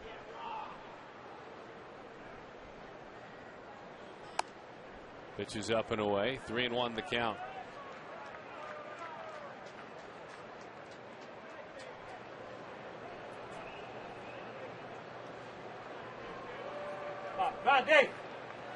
Always with words of encouragement. His players will tell you that same encouragement will come at 10-0 down or up. And ball 4. That hard hitting second baseman Kelly Johnson. He hates walks, though. Yes, he does. He hates walks. To this day. Well, we got a break in the action. Pitching visit from Roger McDowell. And that gives me an opportunity to tell you this, folks. Voting now is open for the 2010 All-Star Game in Anaheim. Send the deserving players to the All-Star Game. Vote early, vote often. Vote now at dbacks.com. You can vote right there. Have you voted yet, Dan? Absolutely. Don't forget, you can also email the booth. Click on the D-backs page. Email the booth, foxsportsarizona.com. We'll get to them when we can. Read some of your thoughts and questions on the air. Right now, though, questioning Connor. Would you like a couple of RBIs? They're waiting on you, and he nearly got it. Nearly got a couple RBIs, and he nearly got his teammate, Chris Young. He had to hop out of the way quickly of that and rock it down the left field line. Look out, Chris.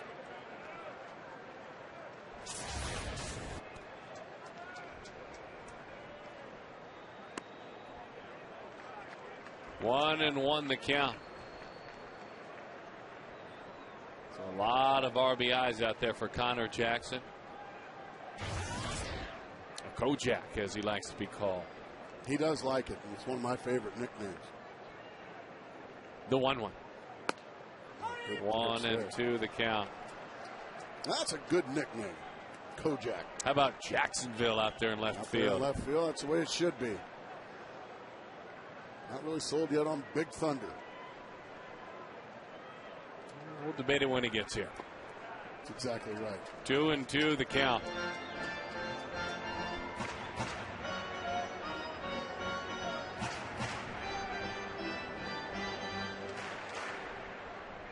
Those folks, I think those are their season seats. They bring that sign a lot. I say good for them. Love fans like that. I like signs, period, out there. Oh, I do too. 2-2. Connor bouncing ball, flag, and a backhand flip, and it goes awry. One is all the Diamondbacks get. Nearly a great effort, but Connor putting it in play, making them make a play, and because of that, he's got himself a single and an RBI. Putting it in play. It's a nice play there, but then Escobar makes a poor flip. Kelly Johnson safe. Credit Connor Jackson with a base hit and an RBI.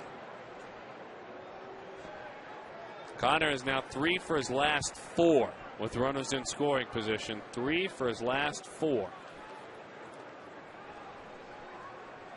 Steven drives it into the corner. Hayward racing, still going down. He will get there now, gets by. Boy, it's a race around the base pads. Steven will empty him with a stand-up triple.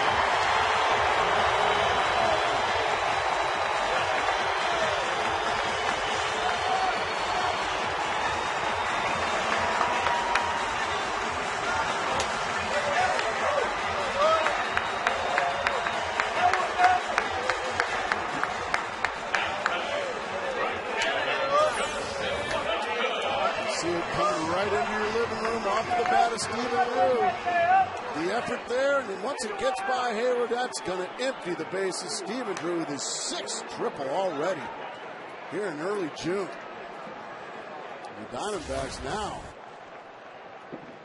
busting it open. Justin pops it up. It hugs the line. Could be fair. It's just a little bit foul. And by the way, Drew, back into a tie with Shane Victorino with 6 triples on the year. The Flying Hawaiian is a triples machine. Steven right there. Tacos, by the way, and the Diamondbacks on a taco day have not lost a ball game this year. They get 6 or more, you can bar the door. And you don't even have to be named Katie. Nope. Darren, bar the door. Though I have learned covering this team, I literally can't explain what I'm seeing tonight. If you just flash back a week, that you just enjoy night by night. And when there are nights to enjoy, you certainly do. But a lot of baseball left to be played here tonight. And that's exactly right. And this is a club that they are playing that has been beaten, has been battered, has been knocked down. The thing that you think about is that man. But you also wonder about his pitch count. About 90, isn't he? Rolled out to third in Fonte. Right now, though, we're not counting pitches. We're counting runs. 5 in the inning and ended with a triple. That's a 3-bagger, but it started with a 4-bagger. A little bit of work with Jack Howell. He'll get you all fixed up. The hit doctor.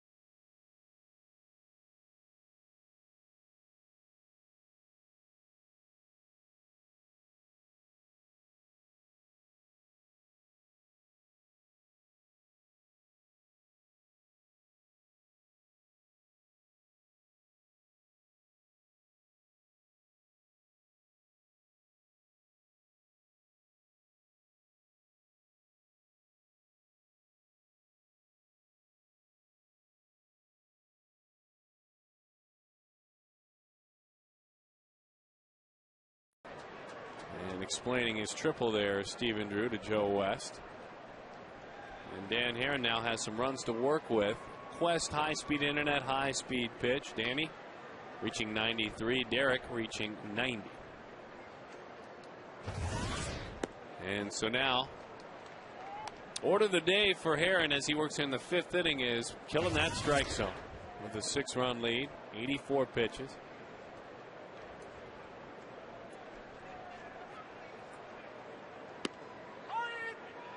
Got a curveball to just nip the outside corner.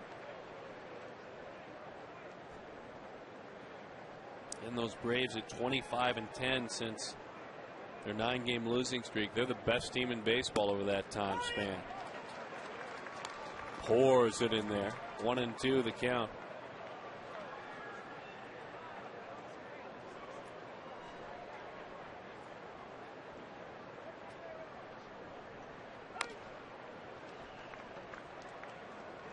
And then if you go back to mid-May, they're the best team in the game. So these Diamondbacks trying to put together a nice, long, successful homestand. And 1, 2 of 3 to start things. Split-fingered fastball. It has some funky movement to it. Chris keeps waiting for it to dive down and into a right-handed hitter. And that's about 3 or 4 times it hasn't. Almost as if he's getting on the side of it. Snyder's had some problems with Dan Heron's stuff tonight. And if you can't catch it, how are you going to hit it? Omar Infante. Broke his bat. Hits it hard and into center field. It's a base hit. So Infante is 2 for 3 tonight. Breaks his bat, tries to get the kick save there. Can't do it. Clean base hit up the middle. Jason Hayward now going to step in. So we compare Hayward to another young, talented rookie who ended up being a star. 269, 10 homers, 39 RBIs, 53 games in for Hayward. As he looks at a curveball in, Vlad Guerrero, 295 same time span, 6 home runs and 24 RBIs.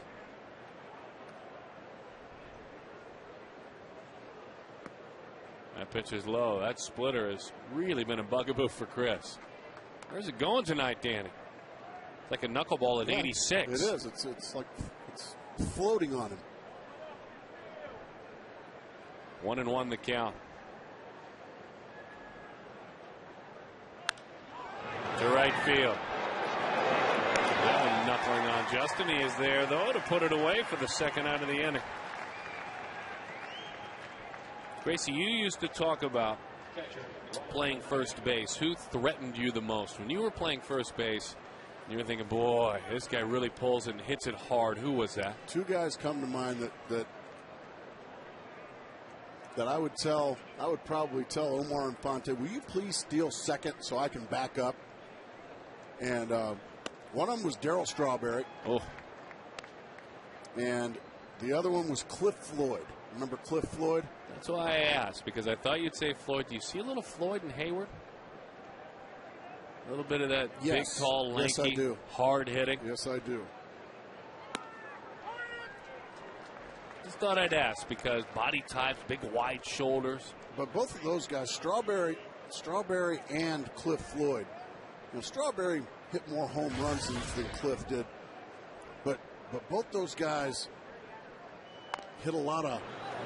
They kept the ball low. They hit a lot of, line drives and ground balls that left vapor trails. Hit the ball so hard. Hard ground balls, hard line drives. Barry Bonds, I would imagine you would probably say, he would be the guy. Every time he hit the ball to my side, it was in the air, and it was going over the fence. So I was never really worried about Barry Bonds. Speaking of playing first base, LaRoche goes the short way across the diamond. Dan Heron, a solid 0 on the board, keeping that pinch count manageable at 95.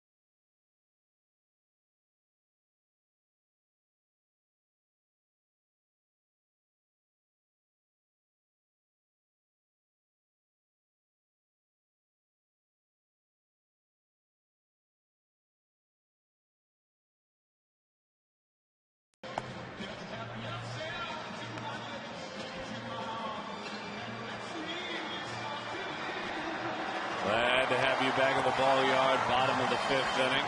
Crowd enjoying themselves tonight with Arizona on top by a score of 7-1. We hope you'll continue to enjoy this series. We'll have it all for you. Edwin Jackson on the mound. Medlin opposes him. Kawakami has had poor pitching and poor luck combined this year. When you do that, you're 0-8 on the season. And, of course, we love Ian Kennedy. We'll see how Dontrelle Willis fares second time out. He walked the tightrope quite a bit. Helped himself with the bat in his hand. Looking forward to seeing him work Thursday afternoon against the Atlanta Braves. And by the way, that's our scoring show, Gracie, on Thursday. We'll teach all of you how to keep score and the different ways you and I do it. So we will have that for you on Thursday as we roll along. Christian Martinez making quick work and behind the plate.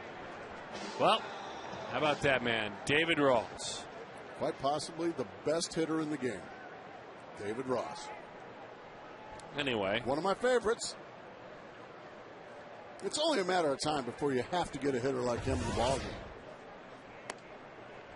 Well, I'm sure that's what Cox was thinking. Got to get that Brian McCann out of there. Just 2/3 of an inning and one appearance for Martinez so far this year. That lively arm has it running to the inside corner. He worked 15 times last year in Florida out of their bullpen for the Florida Marlins. Waiver claim this past April. Driven to right field. Hayward is there. And so Adam LaRoche is retired. He's 0 for 3, but he does have an RBI. Coming at you again. There it is. Just didn't get underneath that ball enough. That ball was smoked. But Hayward ran it down. He's another one of those guys you don't realize till you stand next to him just how doggone big he is, Darren. 20 years old.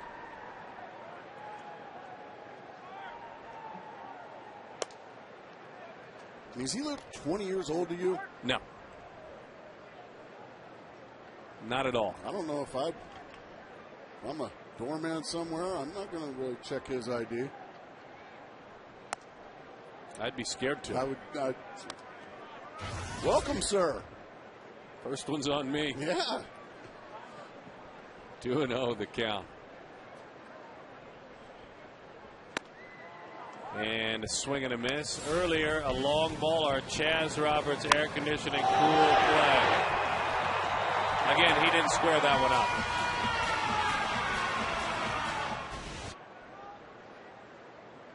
Yeah, he did. Really? That one went back wall, didn't it? I still felt like he got under it. He has just such a big backspin on the ball. Yeah. Well, we've seen him go fat burger, and we've seen him do the tom-tom in Atlanta.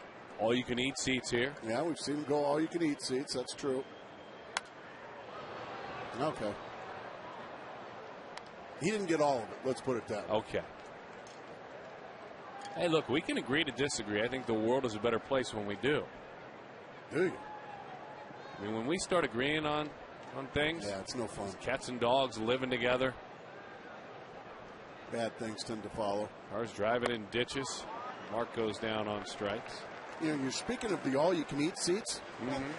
Enjoy an all-you-can-eat lunch at Chase Field this Thursday during the D-backs Braves day game. For just $30, you'll get a ticket to the game plus unlimited hot dogs, popcorn, Pepsi, and chips. Call 602-462-4794. Visit dbacks.com/all-you-can-eat.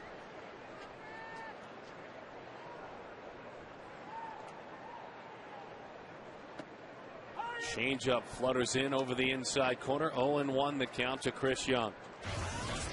Young singled, swiped the bag, scored, and also grounded out to third back in the second. Hot shot. Bo Porter hops out of the way. I think it'd be a lot of fun here real soon. I know we're going to do a game from out at the Kachinko machine at some point. No, we're not going to do that. I think it'd be a lot of fun to do one out from the all-you-can-eat seats. Now that's more I could. Yes, that I'll do. That I'll do. The 0-2 is away. 1-2 the count. Probably get some great audio out there.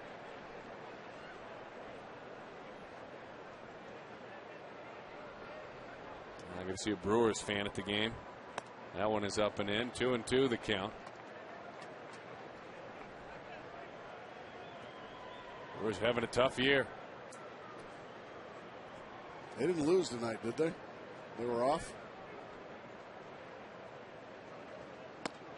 Swing and a miss. Boy, he's got a good changeup to go along with that wily fastball. Pretty good stuff.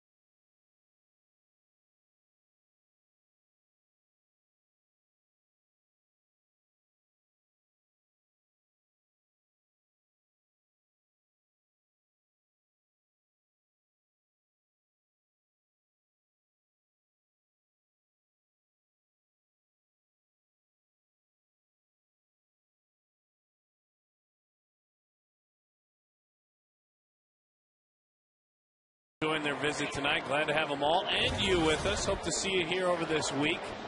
Taking a look at the Major League Baseball amateur draft. The Diamondbacks with the 6th pick overall in the draft. Barrett Laux was selected out of Texas A&M, 6'5", 225. Fastball 90 to 93, a plus change, and a developing breaking ball. We saw a good breaking ball. Golden Spikes Award semifinalist, and here's some pictures. Give me some high fastball. That's what I'm talking about. Show me another one. Gas. This is a hammer here, though. Yeah, that takes all the fun out of it right there if you're a hitter. Bring him up. Wait, yes, they like it, and 36 not sure. I like that. That's honesty tonight.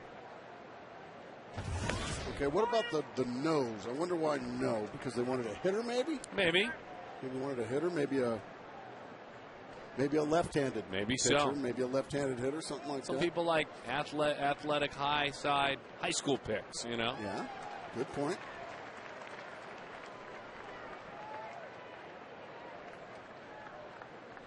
Maybe they just had a bad day. No, it is Monday. The 0-2. And it's outside. 1-2 the count, but we love it. Love you being interactive with us. And tomorrow it really gets underway in earnest. This is where the scouts and the scouting department, they got a chance to truly earn their money for all the frequent flyer miles and the rental cars. And you're talking about rounds 2 through 30. What round were you picked at? 24th. Had a pretty good career. Who was the scout that found you? Spider Jorgensen. See, there you go. The late Spider Jorgensen. Spider Jorgensen. In Southern California. The 3-2. Called strike 3. It was a cut fastball. That was up. Gloss didn't like it. Let's see.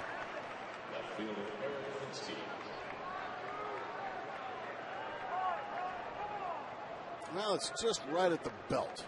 Maybe a little higher than that.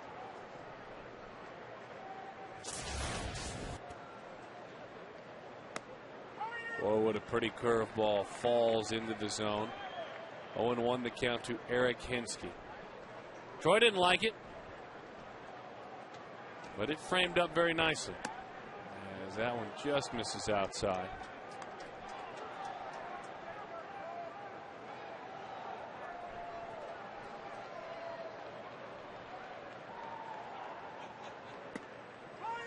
How about that? Boy, look at that pretty shot. Technology.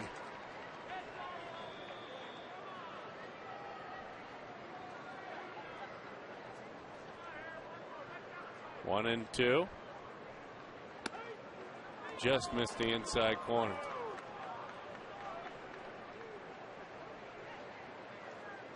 2-2 the count. To get that perfect shot. That one is a shot. Belted into the corner. Justin has to play it. It gets over the wall. He got to that corner. It's a ground rule double for Hinske. So he has walked, popped to third, and now double.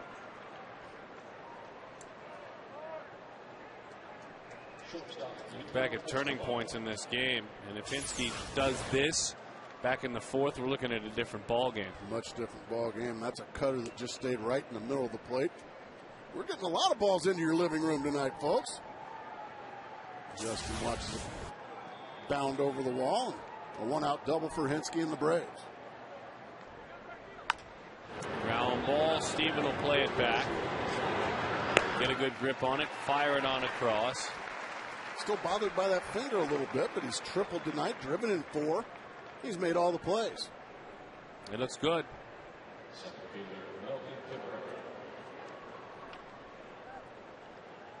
Here's Melky Cabrera. 107 pitches for Dan Herron.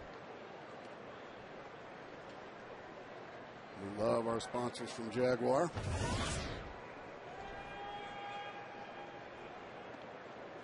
That one is low. 1-0 the count to Melky Cabrera.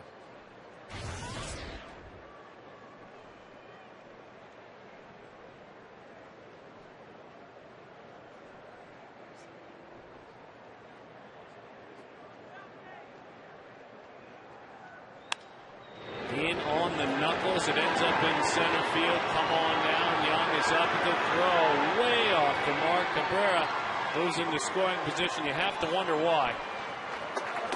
Give credit to Cabrera for muscling an RBI into center, but just keep that runner at first base. Well, if you're Chris Young, man, you know better, don't you?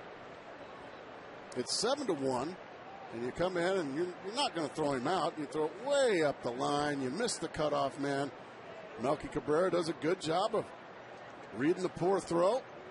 And now he's in scoring position.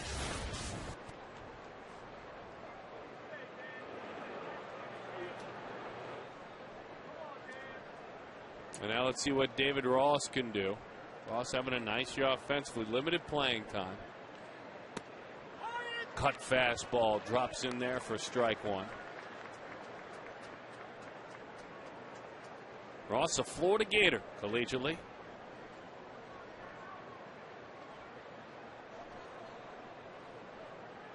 And another one of those guys that keeps finding work each and every year as the curve ball is in. 1-1 the count.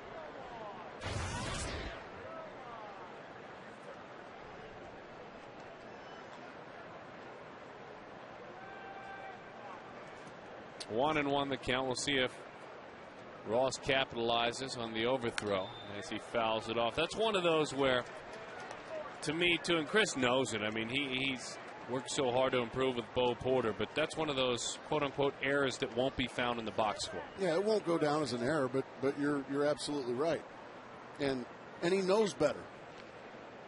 But there's a difference, Darren, between knowing better and not doing it. And now look what happens. Off the glove of Reynolds, it heads into the corner, and a run scores. Can't say that run would have scored from first. Probably wouldn't have. And now, Dan Herron is done, in all likelihood, at 114 pitches. He's already made the move. So Ross gets it done. Danny battles his way through. And the bullpen is on.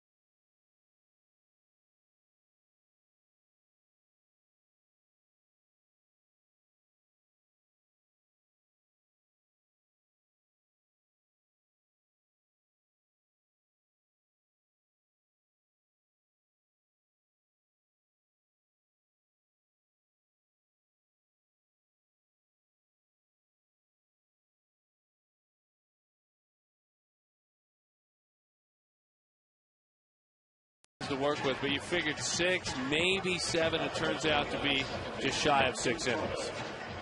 Well, he had a lot of high energy pitches. He had to battle. There was base runners everywhere tonight. 3 end up coming around. He's going to turn it over to Vasquez. He's facing one of the hotter hitters in the game, and that's Martin Prado. Fastball, and boy, Vasquez, interesting. Talk about his last 2 outings. Let's just talk about the last 2. Well, he came out incredible, domination, and poured through the visitors from Colorado. And that was his last outing since the balk off, if you will.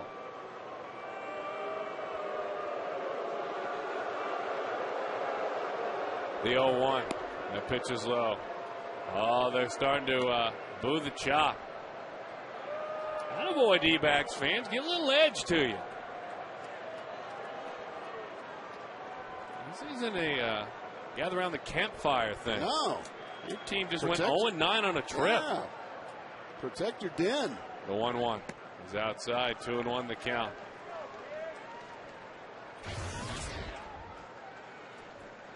We're not saying come to blows with folks. You're not? No, you don't want to fight in the stands. 5 strikeouts in 2 innings in that last outing for Vasquez against Colorado. 5. As that one is in, 3-1 the count.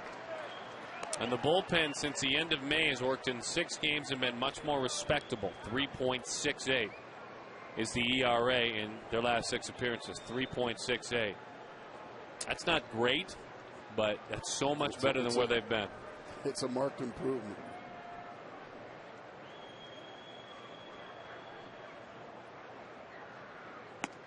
Good fastball, 3-2 the count.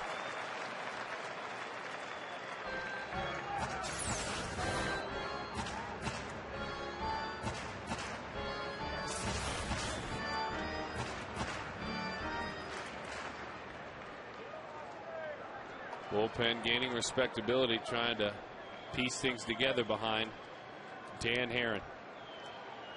Collective ERA of 7.29, that bullpen.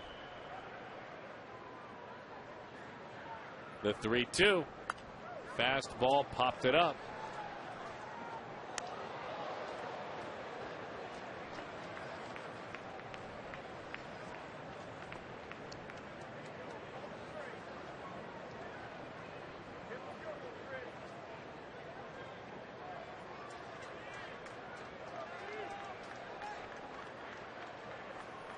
Does he dare throw him a changeup? 3-2 here. Threw him a fastball. He blew him away. The good work from Vasquez continues. He was accountable after he balked that run home in Southern California. Ever since then, he has stepped up out of that bullpen.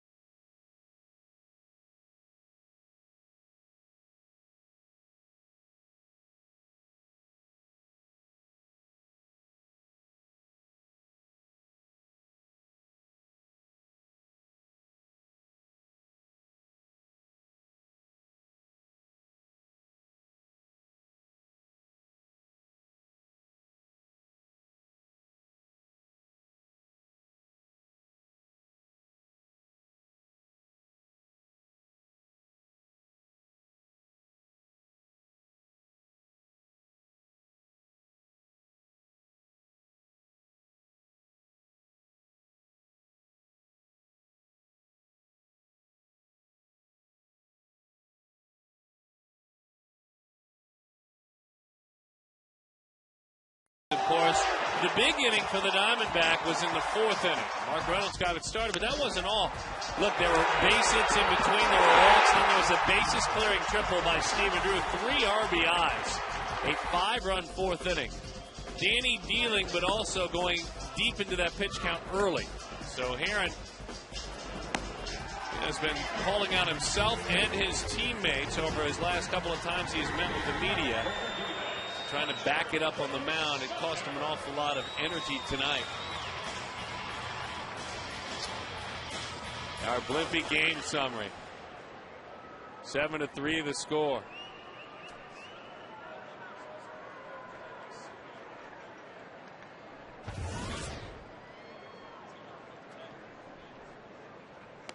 Outside, 1-0 the count.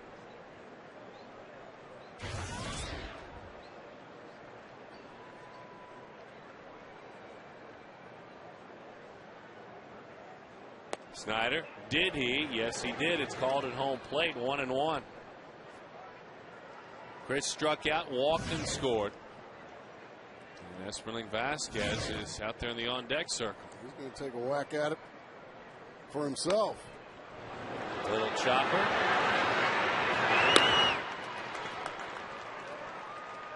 Snyder is erased. So the struggles continue for Snyder.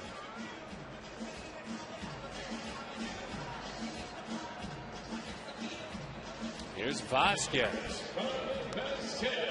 Gracie, I think this bears checking on the at-bats. Oh, I think he's had an at-bat before, hadn't he? This can't be his first at-bat. He has one. He's 0 for 1. All right, here we go. Fastball is high, pitching him carefully. I don't know, he looks a little hitterish in there, Darren. I think so. Well, Ian's always giggling at other pitchers that hit. 1-1 the count. Poor Rodrigo Lopez, his last couple of starts, he's had to hit off Ubaldo Jimenez. 1-2 the count. Come on, young man, let it fly. Swing hard in case you hit it. Swing now. Ooh, a changeup. Now that's not really fair. That's not nice to do to an opposing pitcher. That breaks all the pitcher code of ethics, doesn't it? I think so.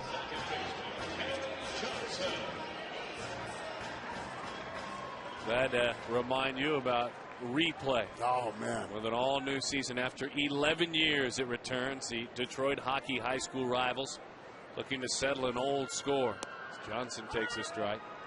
Don't miss the premiere June 20th at 9 p.m. It's replay on Fox Sports Arizona.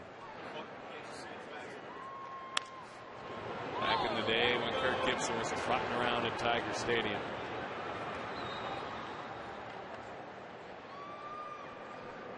Long before there was any talk of an Armando Galarraga in the big leagues, there was high school hockey.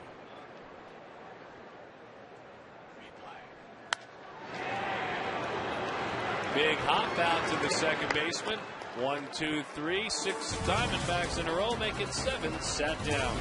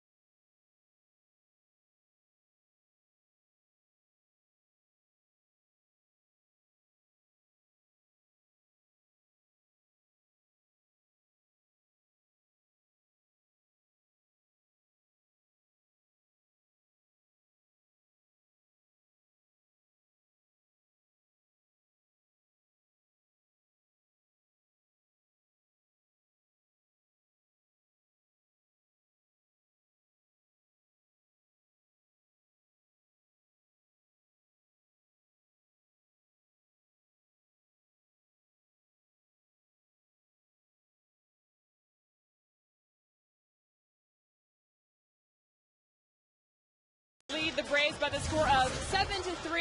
And Jody Jackson with you. I'm here down the right field line, and Rob Weinheimer, Diamondbacks Director of Game Ops, is out here. And Rob, you're filling in for one of your Golden Glovers tonight. You are truly a terrific utility player. Have you done it all now here at the ballpark? This was it. You know, every day I always think, I come into work, I never know what I'm going to do. Who would have thought that I'd be doing this today? So someone called in sick, and you went out here and you said, I'm going to do it myself. That's right. You know, I mean, someone had to do it, and who better than me?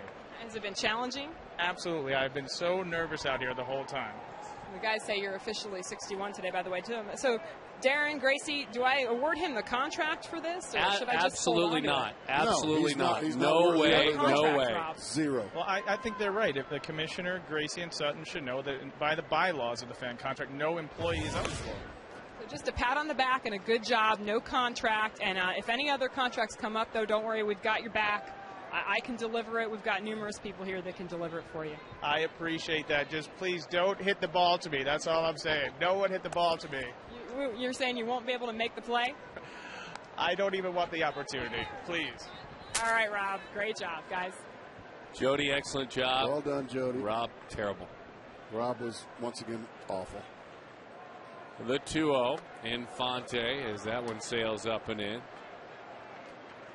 And Chris Snyder out there quickly to remind him how good he has been lately.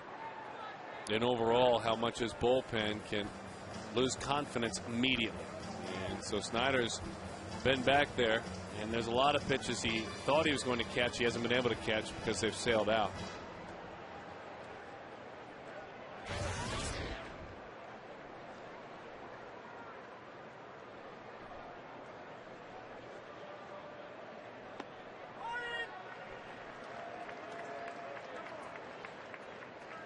Three and one the count.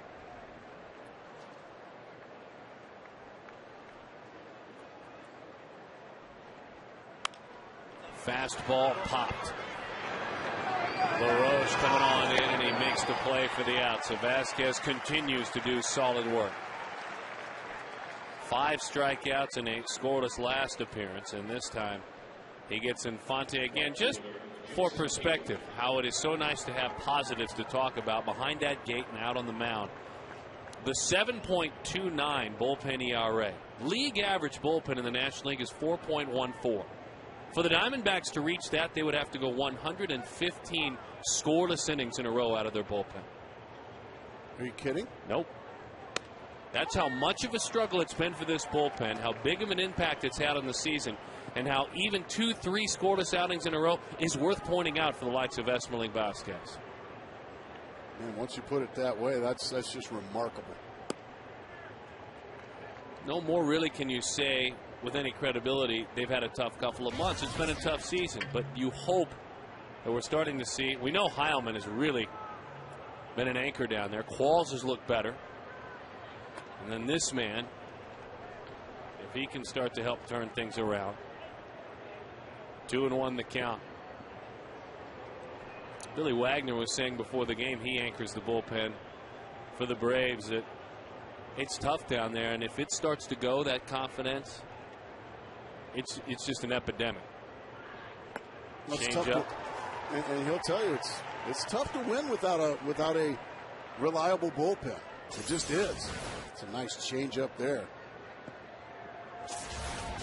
We talk about an honest man about this game. Remember, he was very honest about some of his teammates in New York and got him in some hot water with them. Fastball. Nope, that was a high change. 86 miles an hour. I don't know if that's the pitch he actually wanted to throw, but he'll take the strikeout. That was a belt-high changeup. Just the fact that it was something off speed, that's what fooled Hayward. He can't pull the trigger. I mean, that is just thigh high down the middle. So Vasquez continues his good work here. 2 outs now into the 7th. Nate McLouth. Fastball, good run away. McLouth disinterested. Remember, McLouth, a big home run against these Diamondbacks in Atlanta against Juan Gutierrez. Outside.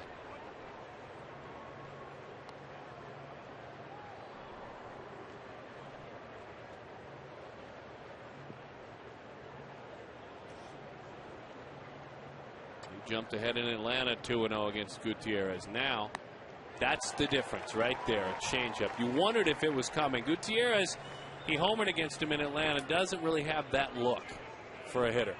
Right. And it looks to me like right now, Vasquez has zero idea where the fastball is going, but he's got a pretty good changeup, so I would imagine he's going to throw it again. He did. Right to the middle of the plate. So in that case, all you have to do is just show the fastball for effect. Well, he missed badly with two fastballs, and then on 2-0, he's like, man, I got to find something I can throw a strike with. He's throwing back-to-back strikes with the changeup, which means I would imagine here comes another one. Why not? Missed badly with the fastball. All in the same spot, up and away. You can have all the statistics you want, but if you just watch the game, these guys will tell you what's coming. If you just watch the at-bats, watch what he's doing. It's a changeup. And on 3-2 it is, and he broke his bat. So McLeod will get a new piece of lumber.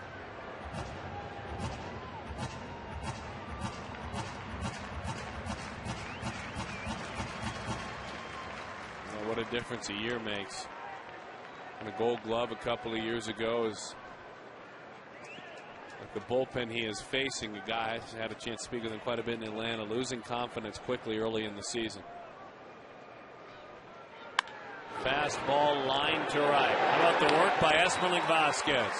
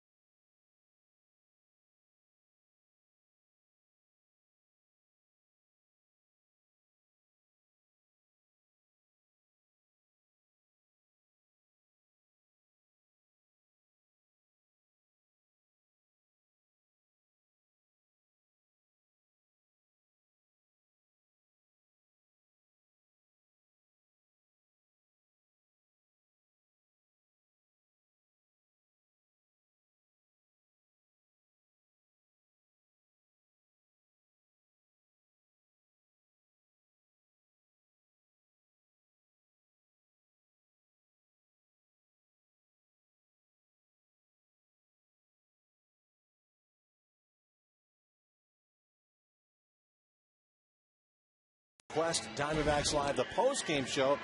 And, Joe, I know the offense is going to get a lot of love, and deservedly so, but I get the feeling that you were most impressed with Dan Herron in innings 2, 3, and 4. If that's true, why? Herron picked up right where he left off his last start, but quickly found himself battling right through 2, 3, and 4. The good thing for him, he kept the Braves down just long enough for that offense to break through in the fourth. You love seeing a pitcher do that. Oh, I love it. All right, we'll get you set right here, following the game on Quest, Diamondbacks Live. He loves those pitchers, Darren. Sorry, Mark. Well, as he should. That's enough out of you, Todd. With the shot of the hitting coach as well to add insult to injury. Otter Jackson to lead it off.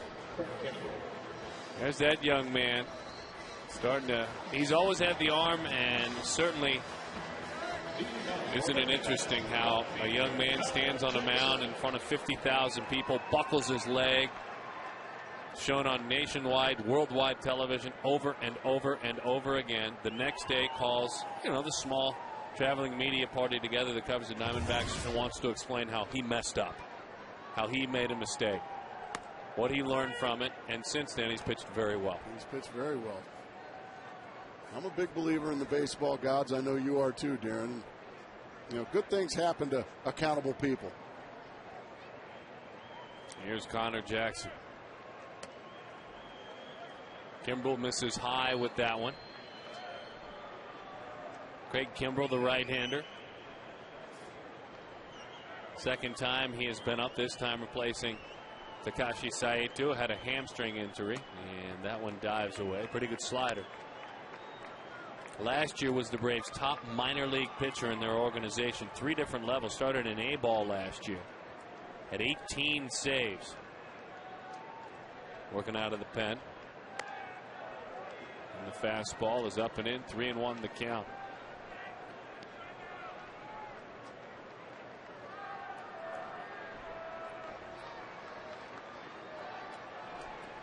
Good numbers for the youngster. Threw too many walks. And you know that man will take a walk. Connor Jackson, or Kojak, as Gracie likes to call him, reaches on a walk. One of the better nicknames. Well, it certainly is. He has reached 3 times.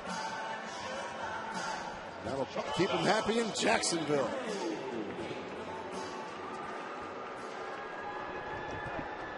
So now Stephen Drew.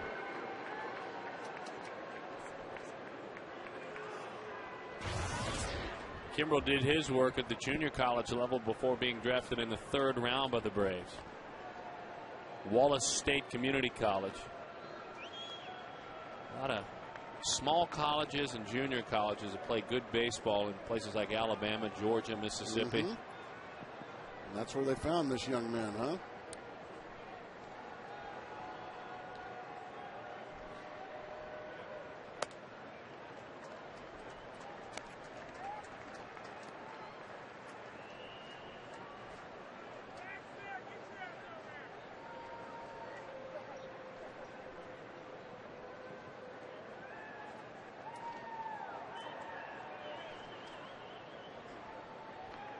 Big lead from Jackson. 1-1 the count.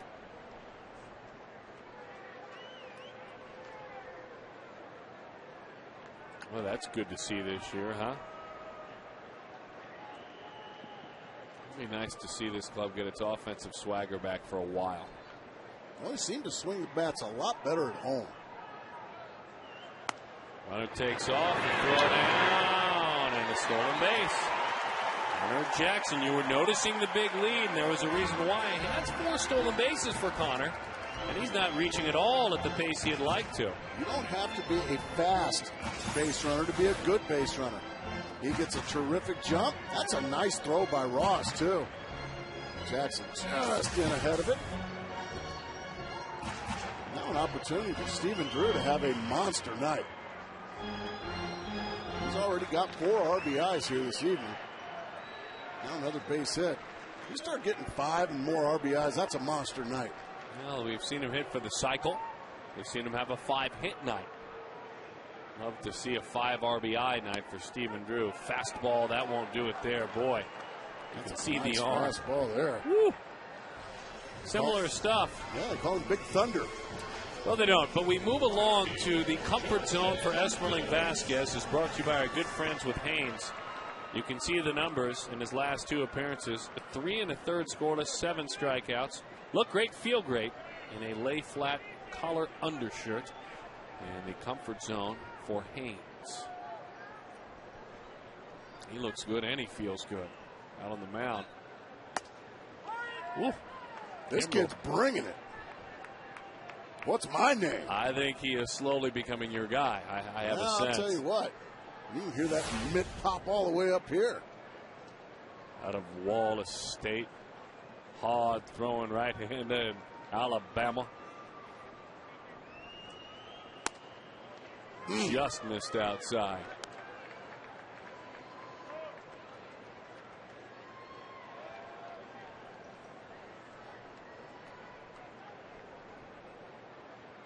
Oh, he is raring to go.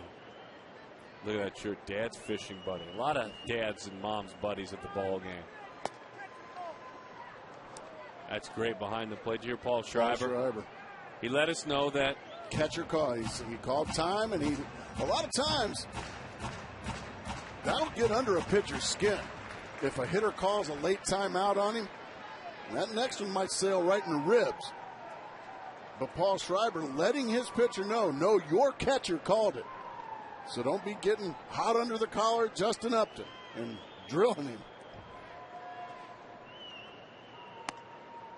Pitches away. Something tells me service time for Kimbrel just not enough to get angry and to do that. But there are certainly times where if that time is called and you're in your mechanic's home, that's a free shot. There's some redneck pitchers that'll just bang right in the ribs. My kind of guys. Oh, throwing Georgia boys. Like down in Pascagoula, Mississippi. Wallace State Community College. Fastball, Yes. 2-2 the count. You came in, I think, a little late, Gracie, on this game because I've already claimed him as my guy. So Whoa, wait a minute. I want to let you know that. I pitched in the college level in Alabama, as did he, and that's really where the comparisons end. I was going to say. That's really where they You guys end. got a lot in common, I see. That's it. The 2-2. Fastball. What an arm.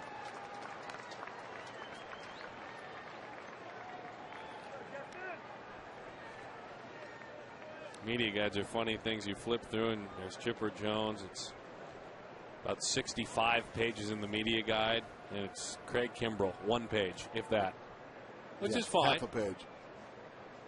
Huh? He keeps throwing the baseball like this, he'll get lots of ink. But he's doing a little too much of that, though.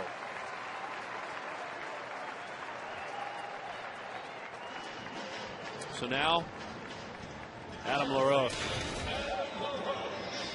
By the way, Kimbrel last year, he made a lot of the opposing hitters look like they were about that age. I told you the 18 saves. He had 60 innings of work and 103 strikeouts. Golly.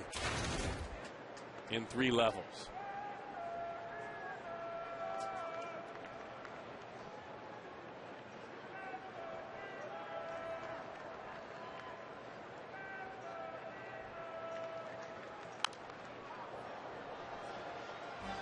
Fouled off. That's a souvenir.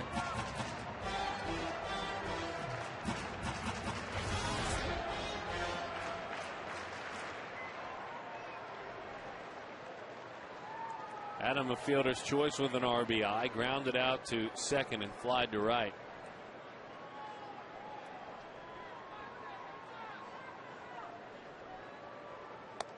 Gas. 0-2 the count. If you're just joining us, both starters are gone from the game. Dan Herron in a much better spot, though, can win it. 5 2/3, 3 earned runs. Derek Lowe went 4 innings and gave up 7 earned runs. It was a tough night for Derek. And his continued bad luck in this stadium. I'm thinking he still doesn't like Chase Field.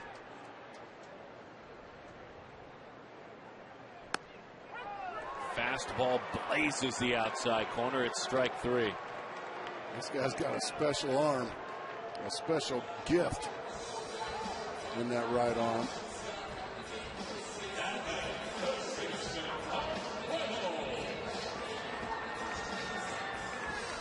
So now Mark Reynolds grounded out, homered, and struck out. 13 home runs, 42 RBIs for Mark.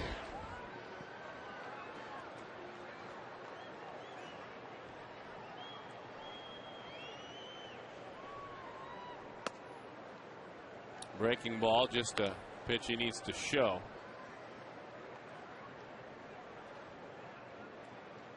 Because that fastball is a runaway freight train. Boy, it certainly is. Mark with those 13 home runs tied himself up with Dan Uggla for second in the National League. Fastball, 1-1 the count. Corey Hart, Albert Pujols, and Scott Rowland all have 14. Scott Rowland. Out of nowhere. He's kind of another guy that I thought was pretty much ready to hang it up. Either due to injury or just lack of effectiveness. Gas. 1-2 the count. You know who else is hitting homers? Is Joey Votto for Cincinnati. He's got 11. Does he have 11? Well, that ballpark is just so hitter-friendly and home run-friendly. Great American ballpark in Cincinnati. The 1-2 to Mark. Fastball. We've seen it for a couple of years now. That's not really where you go to get him to chase. You want to go out and away, about bell tie. You'll interest him out there.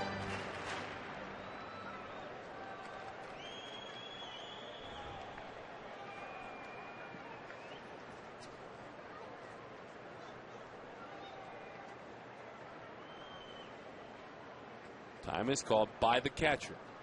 Once again.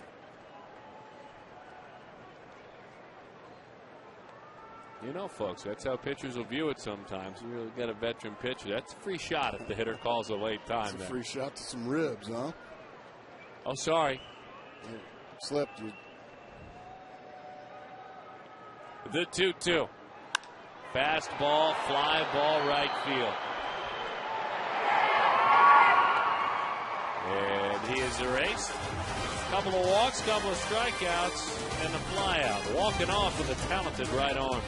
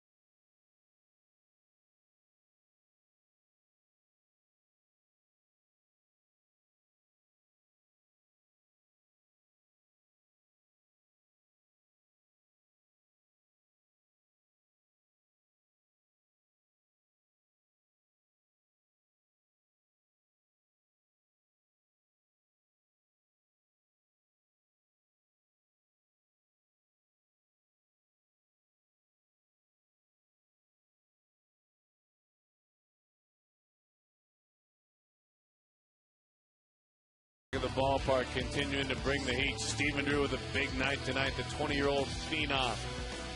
Hayward will be back tomorrow, and we will see what Jason and Stephen have for you. Georgia boy, a couple of them. Coverage begins, and this is the month of June. So far, 2-1 in this daunting month. You've got to bring it even more if you're the Diamondbacks, especially after that 0-9 road trip they just wrapped up. It's St. Louis, it's Boston, it's Detroit. And it's back home for the Yankees. Carlos Rosa with a chance to do good work and keep it right where it is right now. It's been spotty. The arm has not. The stuff has not been, but the results have been. As Troy Gloss takes strike one, and Rosa brought to this organization on May the 1st, traded by the Royals to the Diamondbacks for infielder Ray Navarro. We've said more than once that he's got major league stuff. He just doesn't have major league experience, Darren. His last outing against Colorado, a tough one. 2/3 of an inning, 3 runs allowed. Good slider, swings right through that one.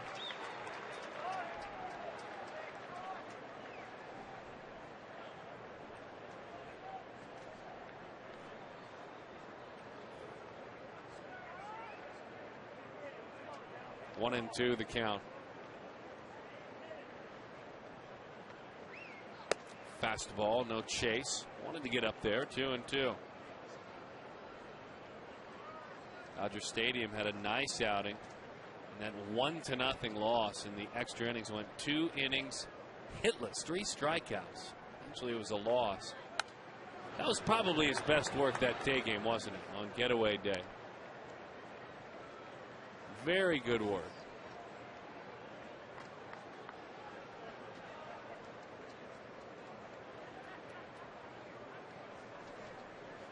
Two and two.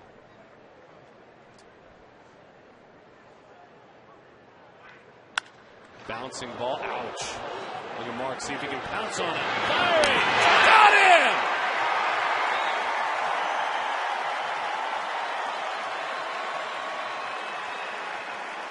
Didn't think there was any way in the world Mark Reynolds was going to be able to make that play. Let's make sure Rosa's okay first and foremost, just below the knee. Here comes Reynolds with a strike to get Troy Gloss. What a play. Got him easily. Rosa's okay, and boy, that play was more than okay by Reynolds. Boy, that was fun to see there. He immediately, as he went right back to the box, kicked it into high gear. Dave Edwards just got shunned, too, by Carlos Rosa. I'm fine. Get out of here, Dave. I'm trying to earn my way to stay in this bullpen and stay in the big leagues. I don't need to be coming out of the game because I got whopped in the leg. Base hit. Right field. Pitch was up. By the way, baseball fans can now make their own cool play, and it's a great partnership with Chaz Roberts, Carrier, and Goodman. They invite you to help Arizona families stay cool this summer. Nominate a deserving family to win a new air conditioning system. For details, go to chazroberts.com/cool play. Our community spotlight. Look at that little cutie. Look at father and son there. That's big.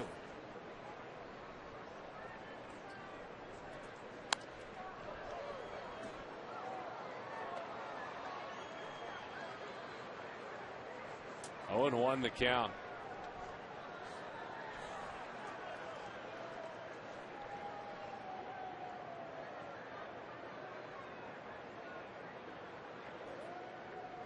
The 0-1. 1-1 the count to Yunel Escobar. Diamondbacks have won 6 of their last 8 home games. 6 of their last 8 home games.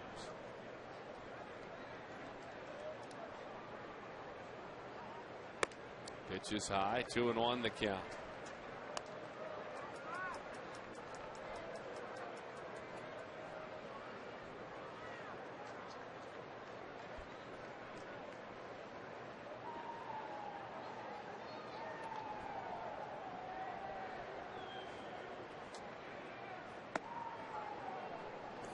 Changeup is in. 3-1 the count to Escobar, who walked,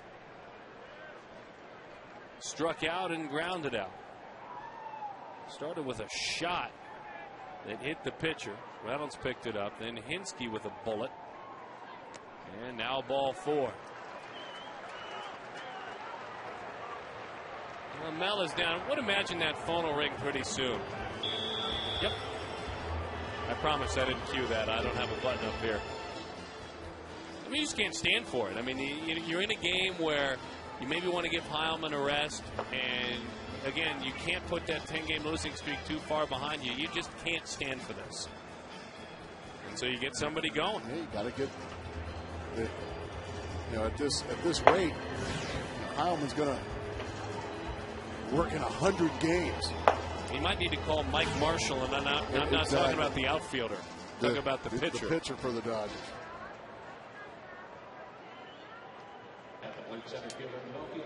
And now Melky Cabrera.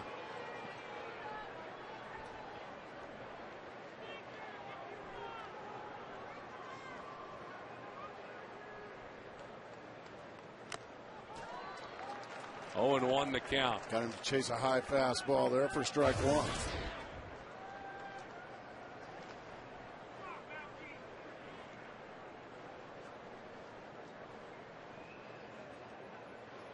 Rosa steps off.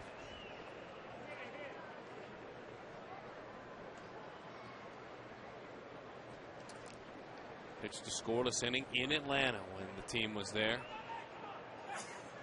The 0-1. Beat him with a fastball. Got 94 miles an hour. That's why you say you get frustrated or you don't accept it. Is got an arm like that.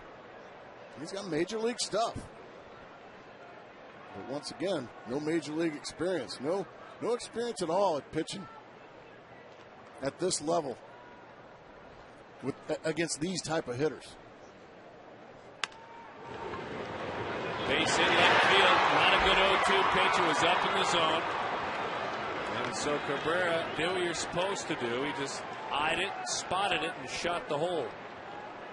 Again, 0-2 looked like an off-speed pitch. Was up above the belt. Phone's ringing again.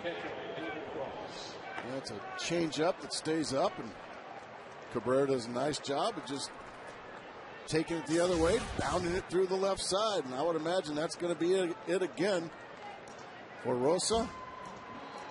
And he can't endear himself to A.J. Hinch in these late innings. So Aaron Heilman comes on out of the pen.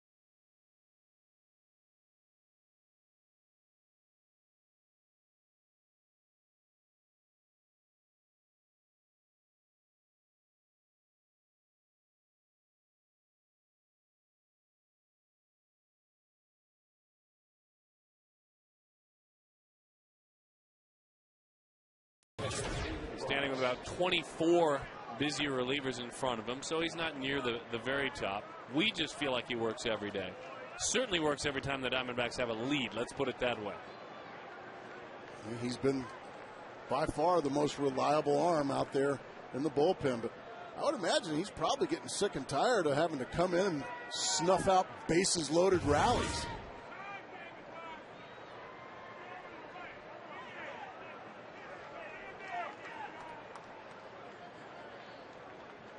Bases full. Change up, strike one. Of course, his first major league home run came in this ballpark against this man. That's back why he's in the September best of hitter in the 2002. game.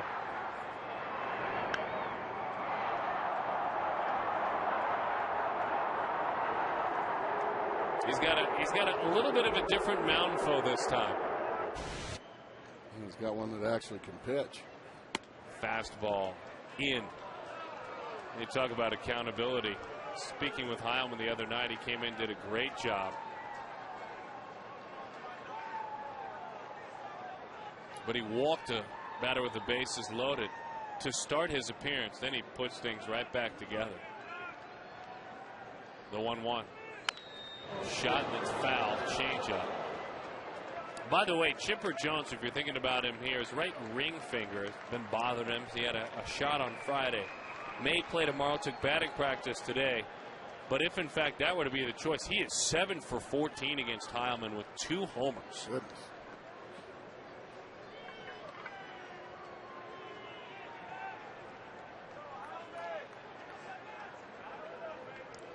Just don't quite think he's available today. You probably use him right here. The 1-2. There's a changeup. It's low. But to finish the thought, Heilman saying, you know, there was no excuse. It's one thing to come in and maybe be close, tip your cap to a guy. He said, I was nowhere near the plate. And he said, I shook myself and said, come on now. You're not 24 inexperienced. Those strikes. And he said, I banged myself right back into shape. And worked through the next inning very easily.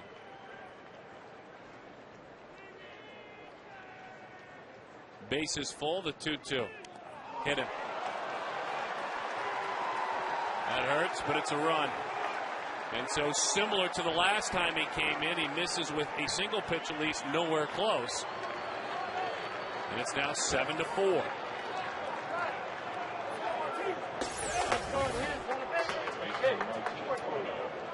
Got him right in the tricep area, and that hurts, but there's certainly nothing intentional about it. But if you're going to get drilled, go ahead and have it become an RBI. I guess that doesn't go to as the walk-in because the Diamondbacks lead the league in walks with the bases loaded. Bases loaded walks, but that's pretty similar. Outside, 1-0 the count, 7-4 the score. Tying runs are all on base. Martin Prado 3 for 6 in his career against Heilman with a double.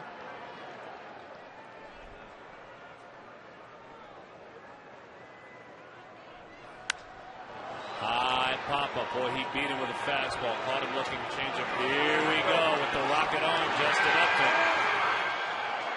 On a hop, no chance. 2 outs. He did beat him with a fastball. He challenged him with a 1-0 fastball, and he went right down the middle with it. And he got away with it. Justin does a great job of staying behind the baseball, getting it in, and holding that very important run at third base. One big out left for Aaron Heilman. Arizona in the 8th and the 9th innings this year has been outscored 80-46. And so they hope to reverse that trend tonight. Omar Infante. Just one at bat against Heilman. He struck him out. And that was 2 years ago.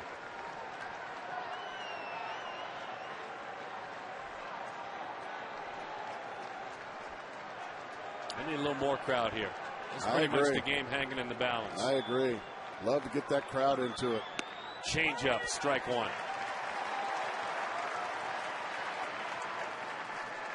These are times when you come to the ball game, folks. These are the times when you're on your feet, going crazy, making noise, getting behind Aaron Heilman or whoever it might be. Change up is low. Unfortunately for that bullpen, it's Aaron Heilman. Yeah, pretty much. And lately, Jack Qualls and Esperling Vasquez. Lately. All year long, this is the only dependable relief pitcher all year. 1-1 the count. Fought it off, buried a fastball in. What a nice play down the line. I tell you, you have the ability to throw a solid changeup for a strike, and he can still get 93. It looks about 10 miles an hour harder. Hey, he threw back-to-back changeups to get to an even count at 1-1, and then he threw the fastball, and you could see just how tardy Infante was on that one. That's the fastball grip. Changeup coming. Right back to the mound. Aaron Heilman, a little bit of a high throw, gets it done again. Boom, boom, boom, boom, boom, boom, boom. Hang in there, Darren. It's okay, folks. Darren, get up. Get up, Darren.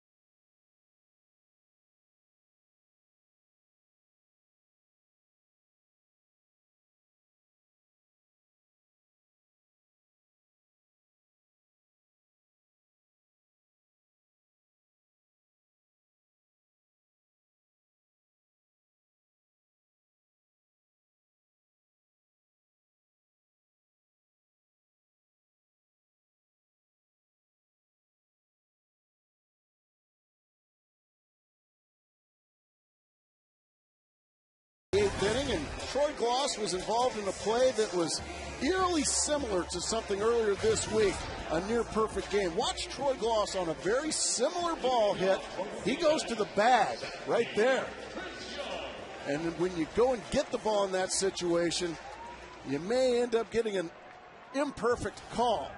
So that's the difference between a perfect game and a not so perfect game. Darren Sutton was Troy Gloss went to the bag and Connor Jackson was out by 25 feet. Miguel Cabrera went and got the ball, and even though the play was made, it was very close at first base. The play wasn't called out. He was called safe, and that's the reason why the perfect game was not. Jack in the box, thinking outside of the box, bringing you the different looks there. That's a great perspective. We were speaking of it earlier. Even a name that came up a lot this winter, and a guy who never gotten work, we'll see if he still signs at some point, was Jermaine Dye. Everybody's saying, well, just put him at first base. Any guy that came available is Wagner. Misses high, 2-1 the count. We were speaking to Billy earlier, one of our favorites up here in this booth. He is a very good friend of the show. It's been a fine year for Billy Wagner, the multiple all-star and the hard-throwing left-hander, as that fastball is a strike. Hard-throwing left-hander, by the way, with 394 career saves. This is going to be it for him this year, huh? That's what he said. He said he's going home. Well, when this guy was pitching for the Houston Astros when he was young, Darren, having to face him from the left side, he was throwing about 102 miles an hour. Mercy, that was no fun. Gas. It doesn't look like he's lost anything at all. I mean, maybe not quite as hard, but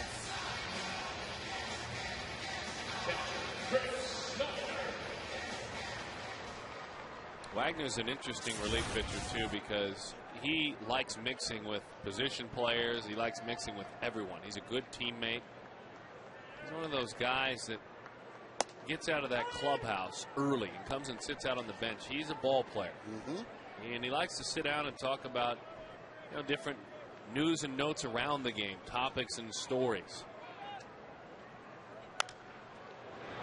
He came out today, case in point, started asking me 5, 6, 7 questions about the Diamondbacks. How's the bullpen going? Remember, he was around when a young Chad Qualls was coming up in Houston.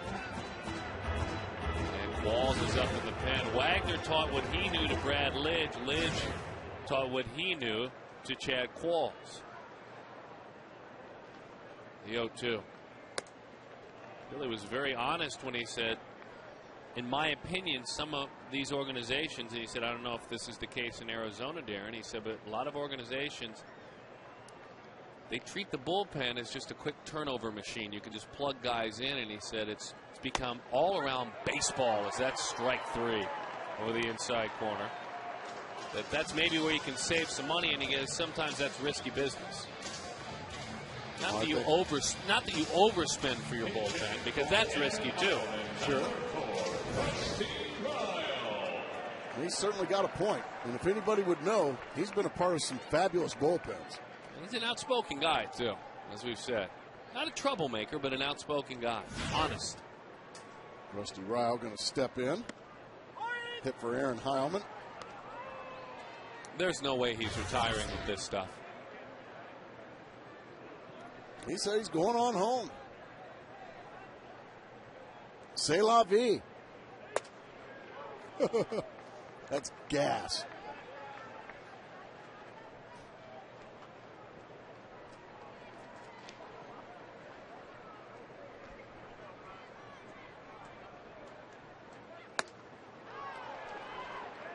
Yeah, looks like he's just about done.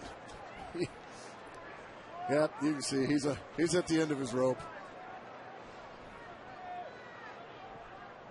Yeah, but he's the one that said it, Darren. He said he's going to take it on home.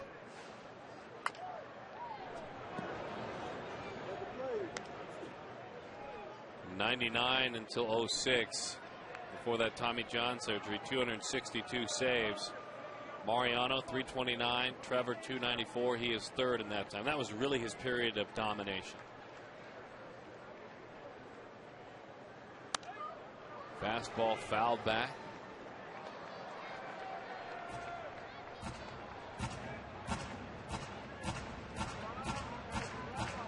To a small college, Ferrum College. Grew up in Tannersville, Virginia, a one stoplight town, and it was blinking. Nice shot. How about Ryle hopping off the bench? It was a slider. Billy will tell you, and Rusty too was up.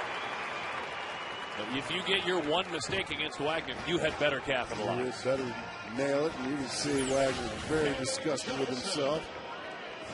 Ryle just short and quick. Bang! Rips it past Escobar and into left field for a base runner. Different age guys, different roles. One's a perennial all-star, one's a bench player. But they're similar guys, aren't they? That's interesting. As much as we talk to Rusty and Billy, they go about their business in a similar manner. They're both yard dogs. Yep.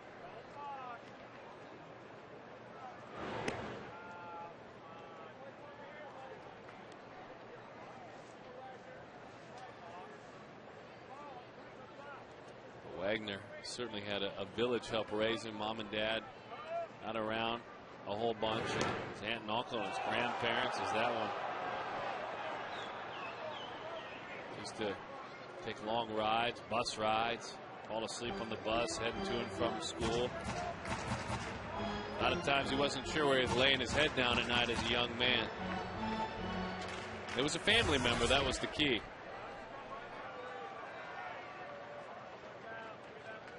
Boy, what stability he's provided to so many ball teams. For a young man with kind of an unstable upbringing. And good for him.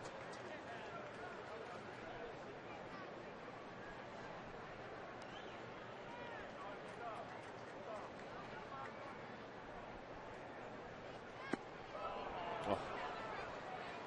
1-1 the count.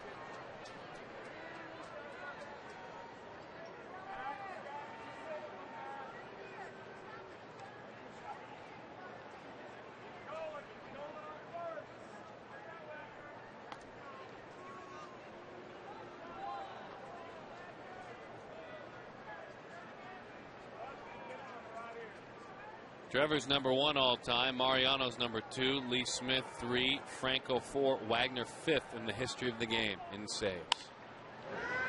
High pop back of short coming on is Hinske. Escobar going back, and it's the big Wisconsinite hauling it in, and Eric Hinske. Hayward, a pinch hitter, and Troy Gloss due up for the Braves.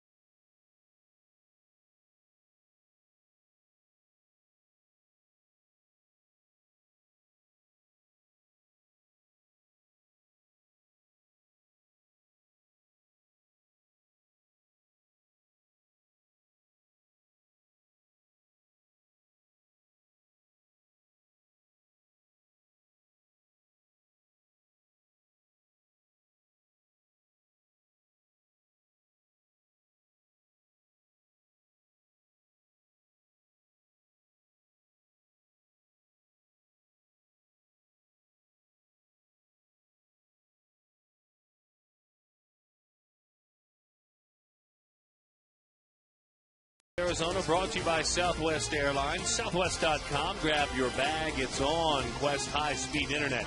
Blazing fast speeds that won't burn up your wallet. Valley Hyundai dealers. 7th inning stretch. Your dollar Hyundai. Now the most fuel-efficient car maker in America. Valley Hyundai dealers. ATLAT.com. We continue on a beautiful evening in downtown Phoenix, Arizona. Evenings still cool, days are hot. Our Geico quote from the late and legendary John Wooden, who we lost this past week. It's not so important who starts the game, but who finishes it. And no matter the game you're speaking of, certainly John Wooden finished the game of life on top, as he spent his entire life. It finished certainly applied to great basketball players, but today we apply it to a closer in Chad Qualls. The right-hander, Chad Michael Qualls, out of Nevada, Reno. And the first pitch to Hayward is a fastball that sinks away.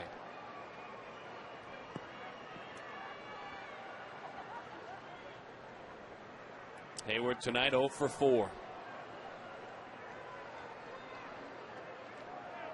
Chad rocks and fires. The fastball grabs the corner. 1-1 the count. Finished a couple of games, earned a win against Colorado with the scoreless frame, and picked up a save in game 2 of the series.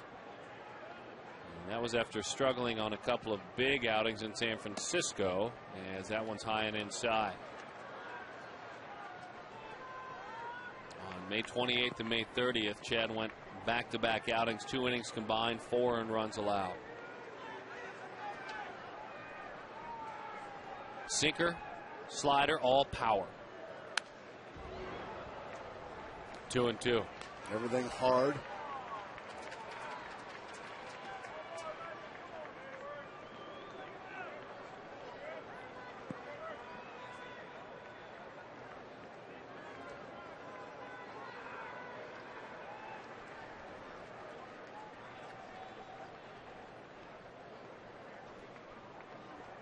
The 2-2.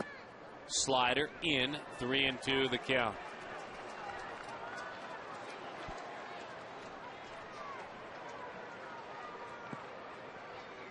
Keep that confidence rolling, get that first batter.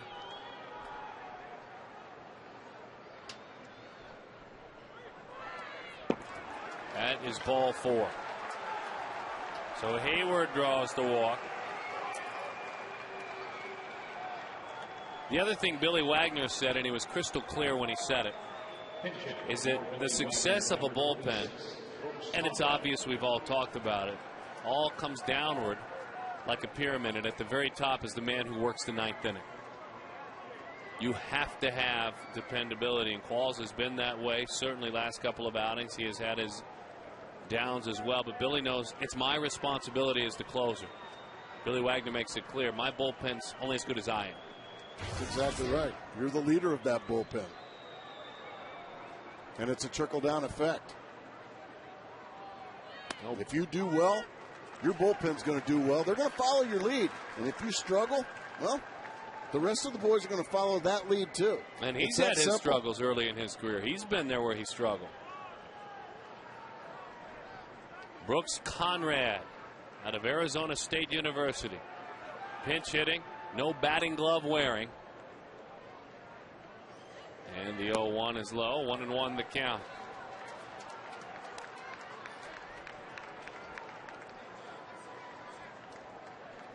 By the way, his ASU Sun Devils hosting a super regional this weekend where they will host Arkansas. Gracie, should be a lot of fun. You have a chance to combine the big leagues and college baseball. A lot of fun on campus over at ASU. Gracie and I will stop by if our schedule allows. The 1-1. Spins out of the way. The Qualls all over the place right now. Snyder was sitting on the outside corner, and somehow, some way, that pitch missed Conrad. You can see Conrad was bracing for impact, and it never happened.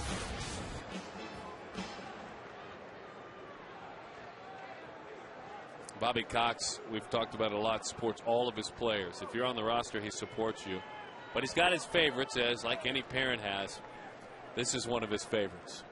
He loves the max effort ability and the preparation of Brooks Conrad. Got a strike, 2-1. 2-2 now. Check that. I'm not so sure he'll let you know if you don't like the call.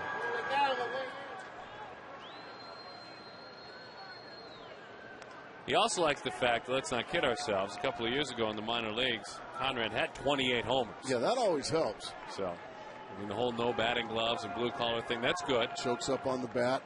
Homers help, too. Yeah, it's nice to hit homers. 154 home runs in the minors out of ASU. The 2-2. Tops this one, rolls it up the line, and it trickles foul.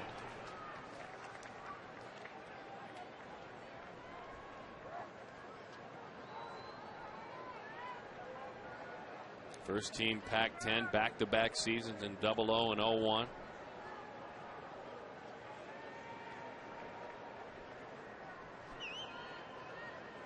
Homered over the green monster on campus at ASU in center field. Many have done that.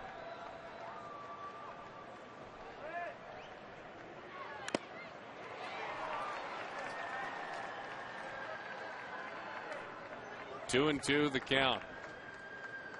Oh, you're talking like maybe Fenway No, Park. no. Oh, you're bringing up Over college there, Packard homers. Stadium. Yeah, ASU stuff.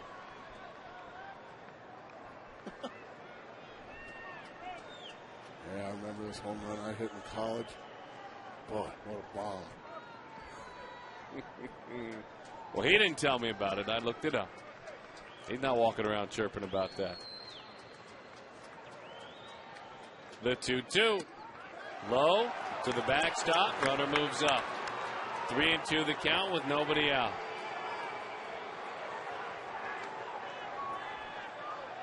Qualls just all over the place.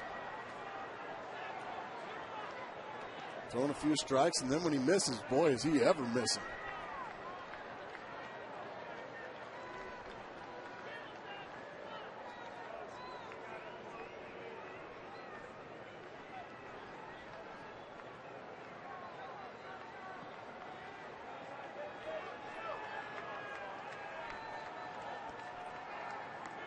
Three-two.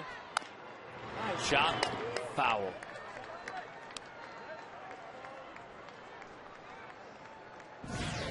Four runs, 11 hits, and no errors. They've stranded 10. That's the Braves. 7 runs, 9 hits, and no errors. They've stranded 6. That's the Diamondbacks. 8 pitch at bats so far.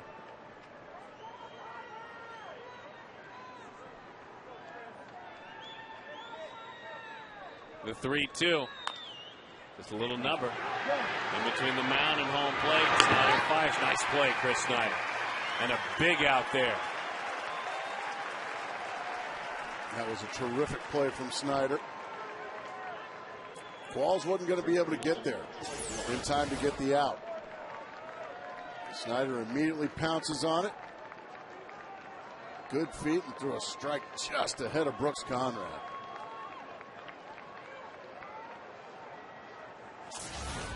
Well, since the Braves turned it around in late April, Troy Gloss, since April 30th, has 9 homers, second in the National League. That date, by the way, is when they ended their 9-game losing streak. More RBIs than anyone.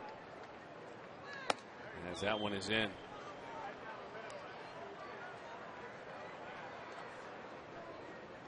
Really feeling comfortable tonight. He doubled just below the yellow line in center field.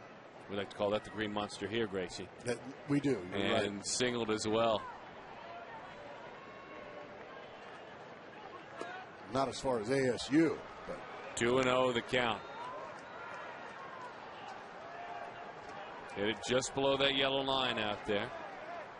It was a double for the big fella out of UCLA, the former shortstop at UCLA.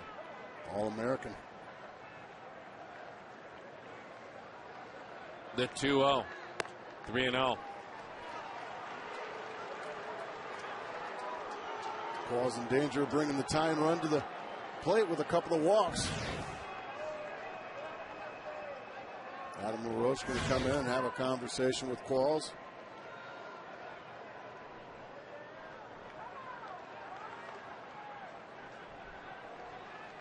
LaRoche, a former pitcher, maybe he saw something.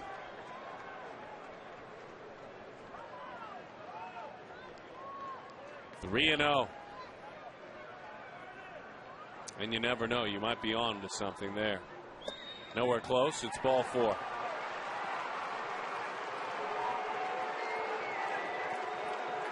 Eric Hinsky with really no history at all against Qualls, 1 for 1. Well, he's the tying run now. Qualls looking for that ground ball to end the ball game.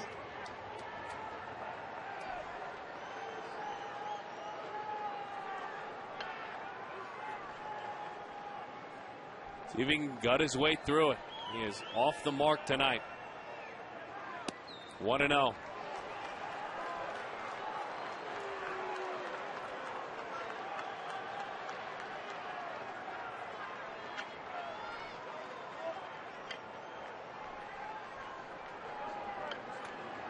He knows what it's like to try and find that strike zone. He gets top step to pull for his teammate, and his teammate misses in.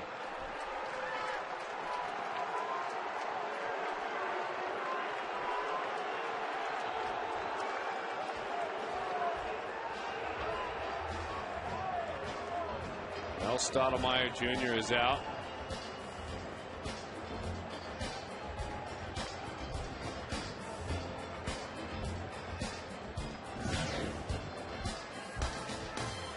It's just got to be a helpless feeling for a pitching coach when your closer goes out there and he's just all over the place.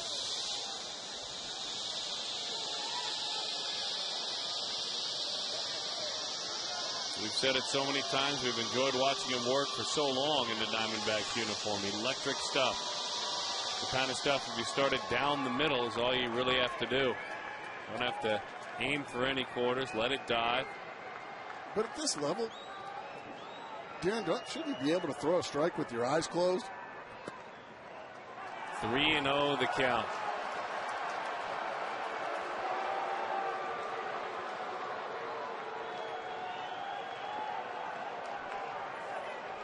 Escobar waits on deck.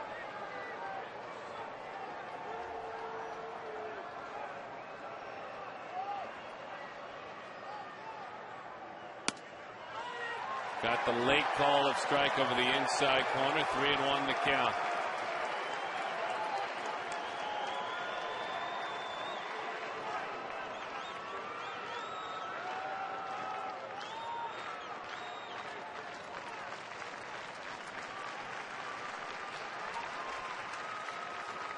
Ball 4, they're loaded. So the frustrating evening continues for Chad Qualls. The funny thing about Qualls is that bullpen phone now rings, and you can hear it out there on the mound. He just took a look out there. Qualls with that great sinker is one pitch away from this game ending. Yeah. One strike thrown right down the middle, ground ball from things ending. This has got to be difficult to watch. You get the game set up for 8 innings just the way you like it. You get a quality effort from your starter. You get a couple of guys to do a good job and get you to the 9th inning. You hand it to your closer to protect a 3-run lead. And now chock full of Braves due to walks. Outside, and it's a ball. 1-0 the count. He has only faced him once. It was a couple of years ago. He grounded out against Qualls. Yunel Escobar. Never hit a grand slam home run, but has fared very nicely in this situation.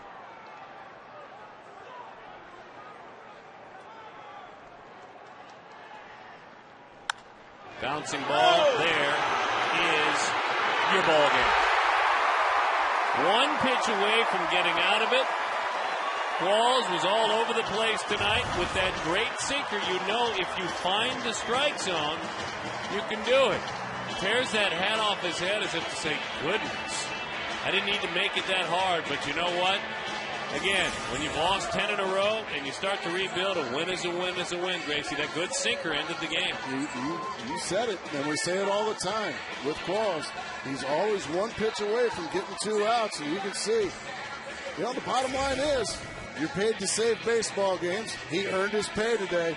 He saved the baseball game, and Stephen Drew Oh, he's starting to turn it around now. Had a great ball game, driving in 4 runs. Stephen Drew is our APS Energy All-Star, so a victory over the Atlanta Braves. And again, a solid homestand, 3 of 4. Keep it up, boys. You got a lot of cleaning up to do from the mess